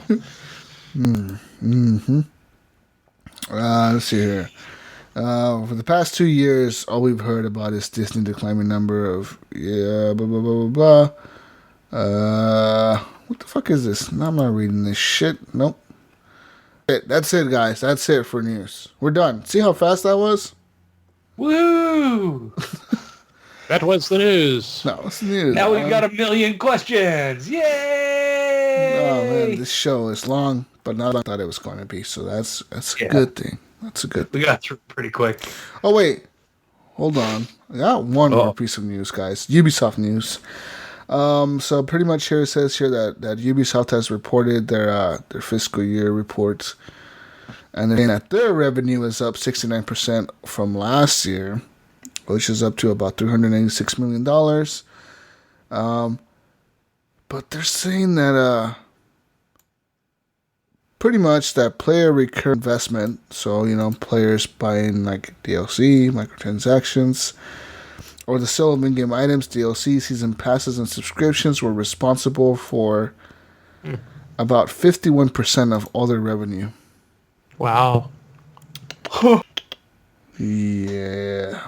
So we're going to see more and more of that. This is not stopping anytime soon, guys. We're yeah. It says here that also digital game sales saw an increase from the same period last year. This time, over 50% of like their games were some of their games were purchased digital only. Like South Park was 50% digital purchases, but Assassin's Creed was only 35% digital purchases. But I mean, compared that to Assassin's Creed Syndicate 2 years ago, it was only 15% digital. But yeah, I mean, they're saying the Nintendo Switch, obviously their games are doing very well on that. Kingdom Battle, Rayman, fucking the Mario Rabbids games did well, and the Rayman Legends game is doing pretty good. And Just Dance 17, they kind of like barely mentioned it, so I don't think it's doing that good on there. But I just think it's a crazy thing to note that they say like over half of their money is from like season pass, DLC, in-game content. Microtransactions, yeah. That's a lot of money, dude. That begs the question, half of your money, of your revenue that you've made all year, it's coming from that. You're going to focus on that, you know what I mean? And it's just... That's why I don't blame them for microtransactions, and... Yeah.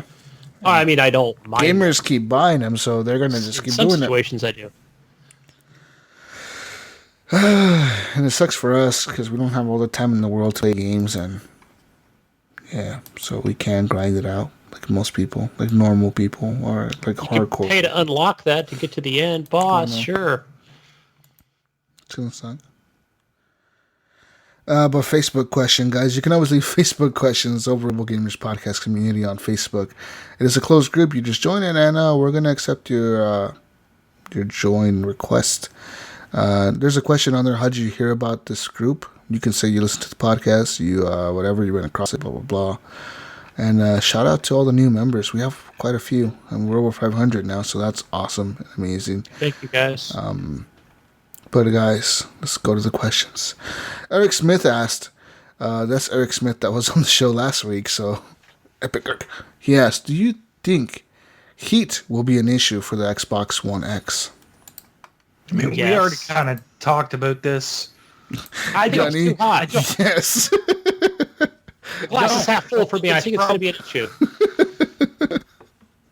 I know that. I like how Gunny said yes right away. Ryan's like no, and Gunny's like yes. I think it's just too hot. I think I haven't heard anything. I haven't seen anything online. I haven't watched any, thing that would lead to that. But I just think it's. And I know they said in a lot of those videos with Digital Foundry and other places say it actually runs cooler than a PS4 Pro. But I don't know. There's a lot of heat being pushed there. I think it'll be a problem, an issue with... There's a lot of fucking power there. Guess what that creates? Heat. I know, but what I'm saying is, look... Guess what they've done? They've put in a brand new way to cool the fucking CPU. So guess what? It'll be fine. No, I think we're going to see people that are not putting in a proper that's place stupid. That's stupid people putting things where they shouldn't go. Yeah, that's right. the first thing I said to you guys when you said they were heating up. Is okay. Make sure that there's air that's able to go into the sides of the Xbox, and make sure that make sure there's an opening that can the back of your entertainment center isn't closed. You know what I mean? So that it can push that air out and actually escape instead of staying in there and just sucking the hot air back in. That's going to be a problem. Yeah, I don't think it'll be a huge issue, but I think we will see people that say, well, I didn't know I wasn't supposed to push it all the way back to cover up the, Make sure your fucking power cable is plugged in all the way. Double check that, Gunny. I checked it actually. When you guys mentioned it, I actually reached under and made sure it was all the way in. All the way in there, man, because you need the power. Power! Hell yeah. Personally, I don't think the power. I don't think it will be, Eric. I think it'll be fine. So do I. But if it is, you have a warranty until 2019? Yeah, January 2019. One year, I think. But, I mean, if you bought it day one, you get like 2 extra months or something like that. Because I registered mine the other day, and it said, like, 2019 is the warranty. Whatever. Okay, Alexander Kopek says, "Hi guys, as I can't afford a new Xbox at the moment, my question this week: 5 reasons why I shouldn't buy a new Xbox so I can sleep in peace." Okay, reason number 1: you can't afford it. You can't afford it. Reason number 2: you don't have a 4K TV probably, and if you do, well then break it so you don't have a 4K TV. Reason number 3. Come on, Gunny, give us a reason here. Reason number 3. I've got one. Okay. If you just like playing games because you're having fun playing them, then that's a reason why you shouldn't buy. You don't care. You don't care about resolutions. Exactly. Reason number 4. Right. Reason 4. You like big bulky consoles in your entertainment center. Boom. Okay. Reason number 5. You don't like vaping and you hate the word vapor chamber. You think vaping is too hipster. Mm-hmm. Performance upgrades are over. Done. 5 reasons. There you go, Alexander. Don't. Okay, he's going to buy one, isn't he? He's going to do it. I know it. Next week. You should. You should. If you're a gamer and you enjoy games. 10. Why you should. No. 10 why you should and 5 why you shouldn't. We don't have time. We don't have time for that shit. Let's fucking continue on. The PS4 Pro is $100. Yeah, there you go. It's for you right there. Steve Morleone asked, and he's from Belgium, guys. All the way from Belgium. Guys, do you think Microsoft's secretly working on a game that will be announced sometime next year, first quarter, and they will say exclusive version on Xbox X? Personally, I think they are, but they have not talked about it because of last year's promises that nobody had to worry that all the games will still work fine on all consoles. But seeing that it's enhanced for PS4 Pro did not really get much attention. What do you guys think? Cheers and beers. Cheers and beers, buddy. I said this already, Steve, and I think they will. I think they will too. I think you'll see. Not in the first quarter of next year. In the second quarter. I say first quarter of 2 next to 3 years before that even comes close to happening. No. Next year. Right. E3. And I can tell you already that Phil's already going to have a speech prepared. Let's bet an Xbox One X.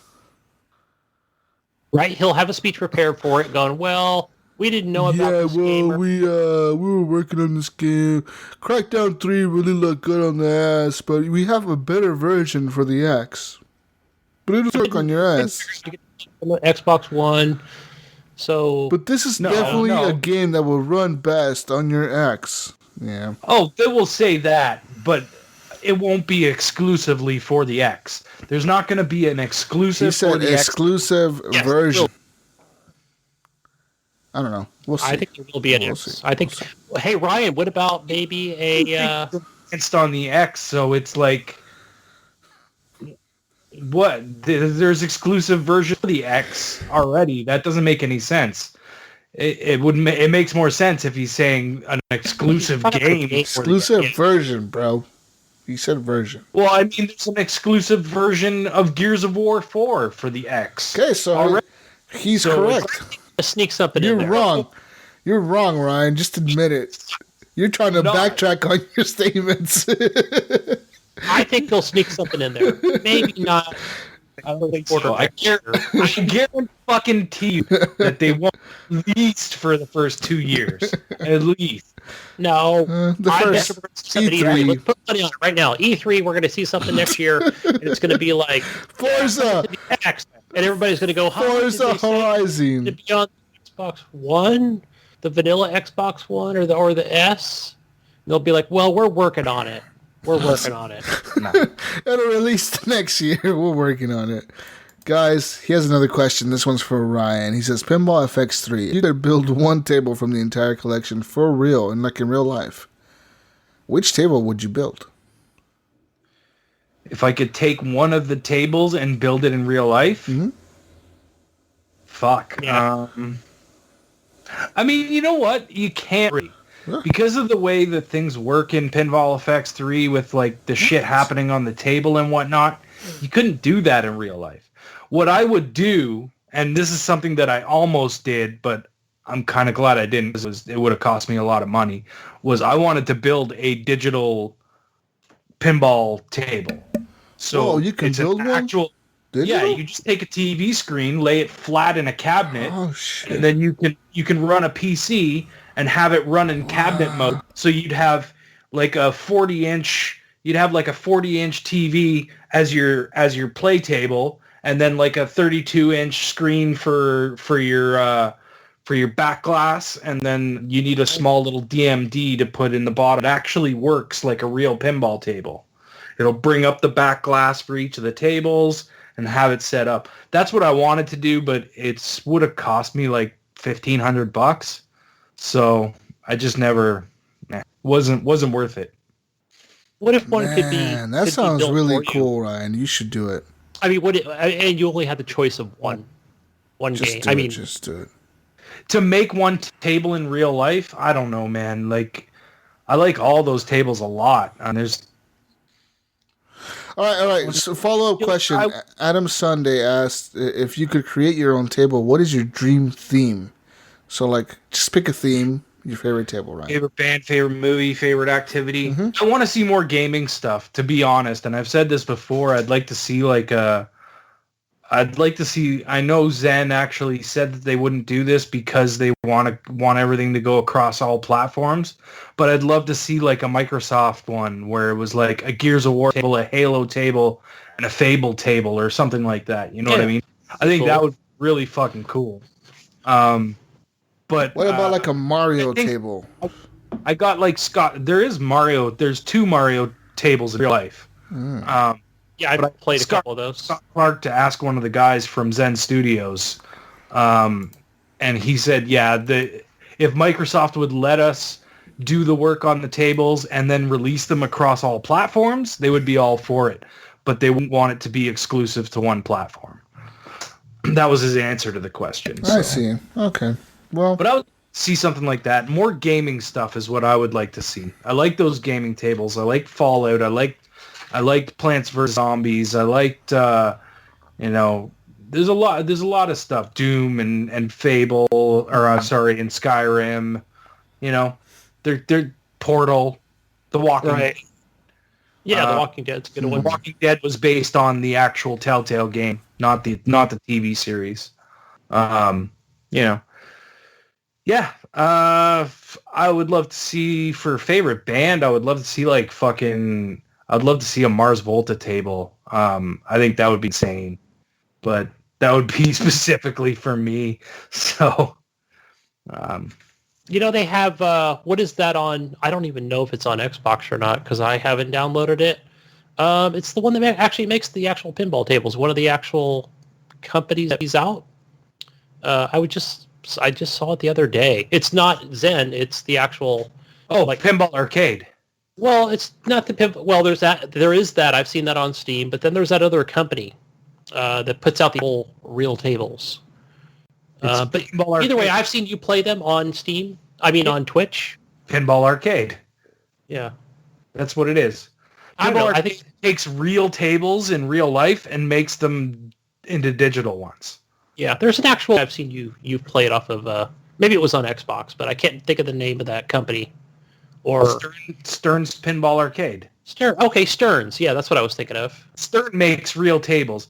Stern Pinball Arcade is just Stern tables, strictly Stern tables. Mm-hmm. Pinball Arcade is all like Bailey, Gottlieb, Stern, a bunch of different You figure that you would probably make more money licensing that to just, Pinball FX 3 or whatever. Well, Stern's been doing that a long time. Oh, okay. Yeah, it's been on... Pinball Arcade's been doing it for a long time, right? Zen always makes their own shit. They make their own stuff out of licensed things, right. Star Wars, Marvel, whatever. Whereas, pinball tables are like that in general, right? Yeah.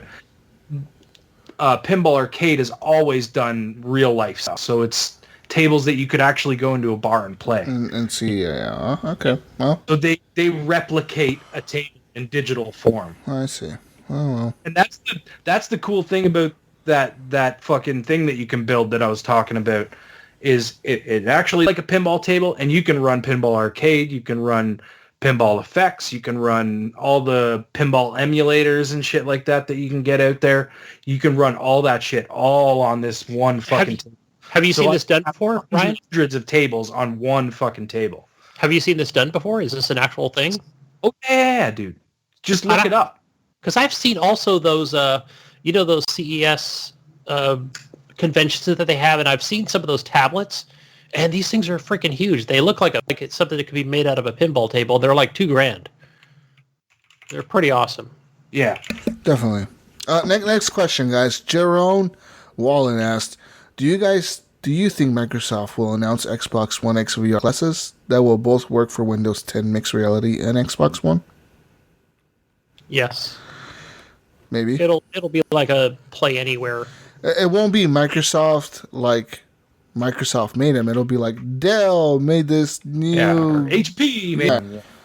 Dell and HP both made these. You know what I mean? Don't get them. Have Phil Spencer walking on the stage with these fucking stupid VR headset on. Oh, look at me. You got to get a pair. We got an Xbox right here. Yep. Gunny. That'll be made by somebody else. I just sent a link in the Facebook chat, and that'll show you the digital pinball machines. Ooh. Cool. Monster Arcade. Brian I did play. Hold on, that's already. Brian Tobe Jr. asked, with Christmas approaching, what is your most memorable game-related present you've received? My most 4K TV. memorable game-related present. Fuck. I don't really get game gifts, to be honest. I would say my most memorable would be as a kid getting my PlayStation 1 for Christmas. I was like so hyped, dude. I was like, I got a story, and this is kind of an embarrassing story for me. Okay, so you guys are gonna love this. When I was a kid, I was a fucking shitty kid. Okay, I was a fucking piece of shit. Kid. Whoa, Canadian. So, you sure? Stop it. So, anyways, it's Christmas morning, right? Mm-hmm. Christmas morning.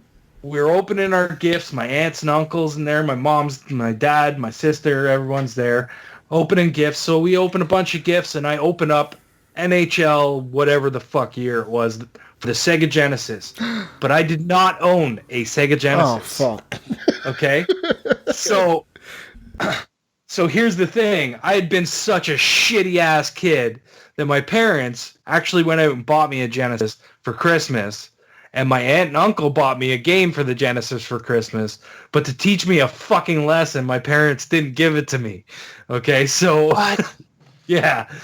So fucking... That's a memorable moment for me. It's a shitty one, but it's a lesson learned. You know what I mean? Yeah. Like, that's a memorable moment for me, yeah. I could totally see that. I could see that being I did end up getting the Genesis. They gave it to me, like... actor, but they let me open the game and be like, I don't have a Genesis. And I was like fucking what, like 8, 10 years old? So I'm like fucking having a fit, you know what I mean? This doesn't sound like being a shitty kid. It sounds like this is cruel parenting. Yeah, you're making it sound like your parents are fucking assholes. Like, oh, he fucking, you know. Fuck you, you're not getting this console that you really dreamed and loved and hoped for. Holy kid. I was a shitty little kid that year. Really was. Oh, man. You could go take that. You could go take that Genesis game and throw it up in the air. You're the best fucking little shit in the world, yeah.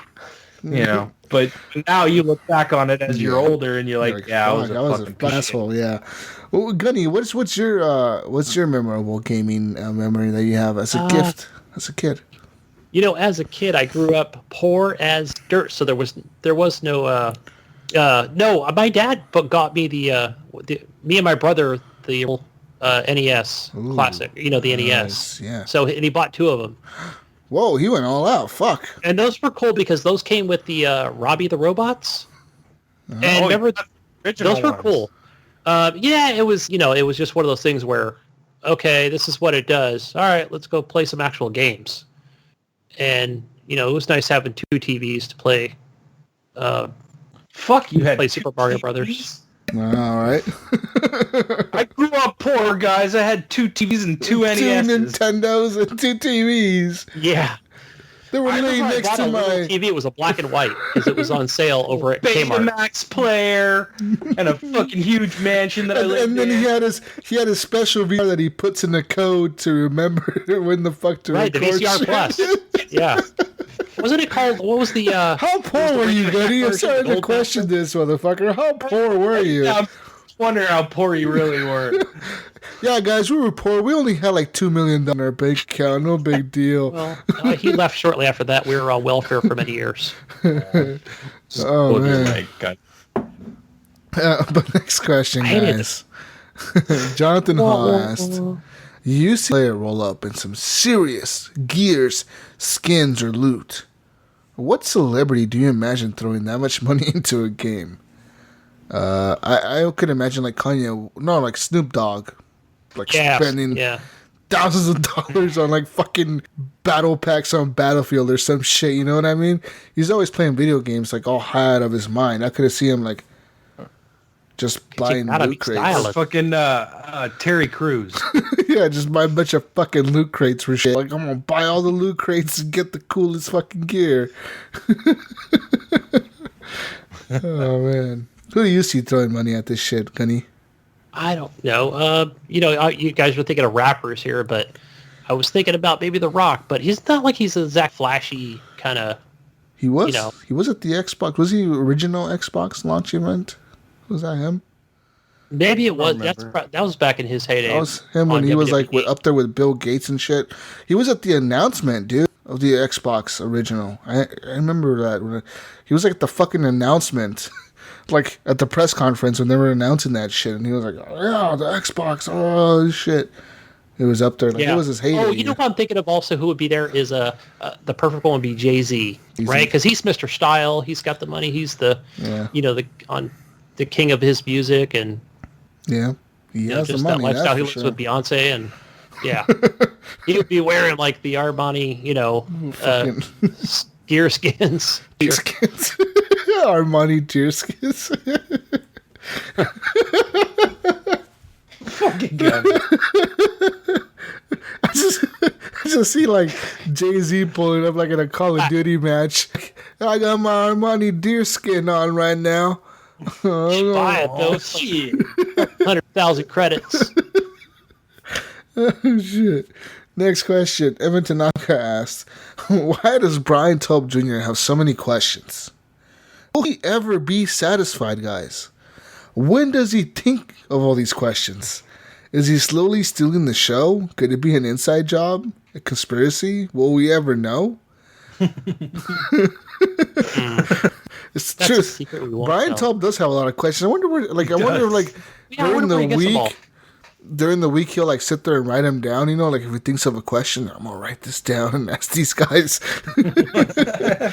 And then just fires away. I think he just randomly pops him off the top of his head every week. He's just like fucking... He says he's collecting info for Nintendo. Yeah, that's what he's... We'll see how that works out for him. I'm not sure where the RAN base for the Nintendo platform to be connecting info on. But last question here, guys. Thomas Klozek. He says he doesn't have a question. It's more of a comment. Gunny, you did good for hosting the other week. Only criticism is, your one opening. You followed too much in Jesus' style, and I think that got you off your game. Hashtag Gunny for host. Hashtag sorry not sorry Jesus. Yes! Fuck you, Tom. I'm going to ban this guy. How do I ban him from the group? Remove. I will say, Thomas, I know this is a conversation I've had with the other guys, but I did freeze up in the beginning. Ryan says, you froze up? Like, no, I froze up. Right at the beginning, I was like, I couldn't get the words out of my mouth. If you guys saw the live show, then you saw the actual thing that happened. Whereas if you listen to the audio version of the podcast, the beginning sounds a lot smoother because I kind of pieced it together so that Gunny sounded a little better. But you did a good job, man. You did a good job. I know you were nervous in the beginning, and like I said before, once we all started talking, you just fell right into place. You were just right back to being Gunny, whereas in the beginning you were like, you weren't sure. You know what I mean? And that was kind of why I wanted to throw you on the spot like that, just to get you out there and get that over with so that you got that out of your system. Yeah, because I kept saying next week. Sure, I'll do it the following week, but yeah, I definitely feel more comfortable with it now. Thank you, Thomas, for the compliments. I always... Fuck you, Thomas. Constructive criticism, I'll take it. Jesus, get us out of here, brother. With that being said, guys, this is the end of the show. Gunny, you did this week. I'll give you that. You did good. Thank you. I'm proud. I'm proud of Gunny. Hashtag Gunny not for the host. But, guys, with that being said, this is the end of the Horrible Gamers podcast, show number 177, recorded on November 11, 2017. We have plenty of more shows left in us, so don't go anywhere. Come back next week for more, as we will continue talking more of whatever releases. What's releasing? I don't even know. Star Wars. Need for Speed, Star Wars. Fuck Need for Speed. That shit. I'll be talking to Wolfenstein 2 next week. Hopefully. You will. I'll be talking. I'll be talking Wars Battlefront. What's up with games releasing on like Thursdays and Fridays now? Like, what the fuck, dude? Like, you gotta pay. Need for Speed released on Tuesday this week. But only if you bought the $130 it's the same thing. Version. It's the same thing with Star Wars. Yeah. Like Star Wars releases on Tuesday if you bought the $100 super deluxe fucking version, or releases on Thursday if you bought the regular one. Like, well, I should have just bought the super deluxe one, but I guess I'll buy the regular. I mean, I think it's just the way we're going. You got EA access anyways, man. Just play the multiplayer till Friday, and then I'm like, I don't get this. But, I mean, I guess. Games are weird now, guys. Games are weird. It's the digital thing. That's what's going on. But for you Destiny 2 players, you are going to get a PlayStation 4 Pro and Xbox One X patch in December. So keep your eyes on that. And, I love you guys. Show's over. Jesus will be playing games this weekend and all week. Till next week. Find me on Xbox Live, gamertag Jesuswalksalot. On Switch, there's a long Switch code. I posted it somewhere in the group. If you need my Switch code, message me on Facebook or something, or Xbox. But yeah, I'm done. Gunny, go. Go find me on Xbox Live and on Steam. Gamertag Gunnychief, one word. And on the Twitter, Gunnychief. Where do we find you, Ryan? You can find me on Xbox Live, Steam, and PSN under Gib877. You can also find me on Mixer and Twitch and all those places. Anywhere you want to look for me, I'm Gib8777, except for on Nintendo. And if you want my Switch code, same with these. Just send me a message. I'll send it to you. I don't remember what it is. It's a big, long string of numbers, and I don't feel like looking it up. So Neither do I don't want to go get my Switch. Oh, actually, you know what? Oh, There's an fuck. easy way to look this up, I think. Fuck. God, here we go.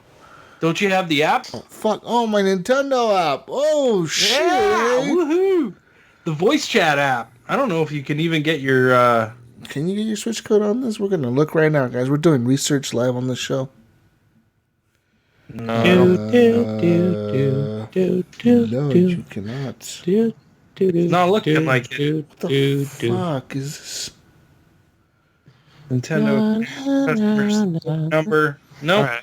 What? What is No this? Switch codes. God. Don't add them. God, you. God, just message us. What does Gidget say, Jesus? Oh, wait, guys. Well, happy Veterans Day. Happy Remembrance Day. Oh, happy day. Simplify. Let's forget, right? These people fought for your freedom. That's right. Never forget them. And that's not even, like, joking around. I'm serious. Like, I love veterans, man. They're fucking awesome. And happy birthday. Dude, today alone. Oh, you guys froze up on me. No, we're good. I'm here. Today alone, like, I was driving this morning, and I was going up to get smokes up north. Mm-hmm. So I was going up to the Indian Reserve. Mm-hmm. 11 o'clock hits. I pulled over to the fucking side of the road, dude. I don't fuck around. Yeah. I pay my respect. You know what I mean? I see people just going about their day. It's like, you know what? These people fucking risked their lives or lost their lives to give you what you have today, man. You can't take 1 minute out of your time to pay respect for them. That's Come on. Yep. So, same here, man. Today at 1 o'clock. Happy Downtown. Veterans Day to all of our veterans out there, who have family members that fought in any war, or if you yourself have served for your country, our country, or the Canadian country. We love you guys, and thank you guys for your service. We love you. As Gidget would say, peace out, Brussels sprouts. We'll see you on the next week's edition of the Horrible Gamers Podcast. Jesus is gonna go play his X and vape all vapor chambers and blow it up. I'm trying to figure out a way to melt that X. I'm gonna melt it. I'm going to push mine all the way back and say, see, it's a problem. Push it up against the wall. Put a cardboard on. Like, stuff it with cotton. Put tape. I'm going to put duct tape. Put tape on the back of your Xbox One X. Guys, I got a suggestion for you. What? Brush your teeth and go to bed. No! Bye! Bye, people! See ya. Bye. Later.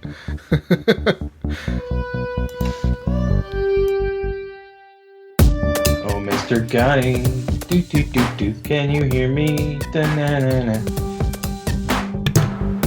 If I unpause my mic, you can probably hear me too. There you go. Oh, where the hell is Jesus? Oh yeah. I see you responded to it, Matt. Oh, what's that? What is it? Ives' question. Oh yeah. I didn't say anything. Or you didn't respond, your assistant did. My assistant. I can't keep up these days, so I gotta get someone new. What's that about John? No, yeah, I was talking about John on VGO. Oh yeah. Like, whenever he starts, like, his witch cackle, it just cracks me the hell up. Normally, I hate boobs? it. I hate it when people do that. Like, it turns me off. I end up deleting the podcast. Yeah, it makes me giggle for some reason. I don't know what it is, but... Because he's doing it just to troll the podcast. You do know the best way to remember your wife's wedding anniversary, right? What? Forget it once. Yeah, and then you'll never forget it again. Hey, there's the man. Yo. Hello. Hey, Zeus. Hold on, guys. I need headphones. This guy. Fuck. Rolls in late, doesn't have headphones. The fuck is this guy doing? Don't you fuck with the cameras, man? Don't be fucking with the cameras. Hello. I'll cut your heart out, Essie. Right. Sleeping gun? I just closed my eyes for a minute. I didn't get my baby nap. Oh. I'm gonna be cranky. Oh. Who changes your diaper in the show? Is it you, or do you just take a break? I just take a break. I'm feeling a 5-pound brown coming on. Oh my God, Gunny. So I'll just add Iams' question. Yeah. All right. I think that's all we missed. And I copied them over earlier. I'll do the copy paste. Oops, what happened?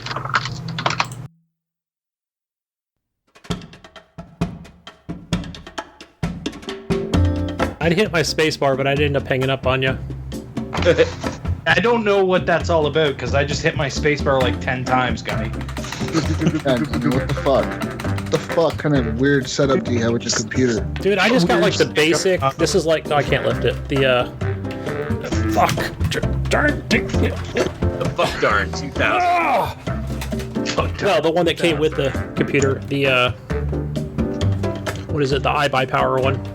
It's alright. It actually works pretty good. It's not the light. It's not a destroyer, though. Sorry.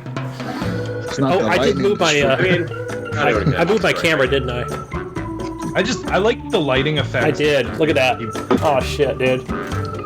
Fucking with your camera, buddy. Dude. Fuck. See, I totally fucked it up. Down, Gunny. Down. Yep. Down. You made me do it.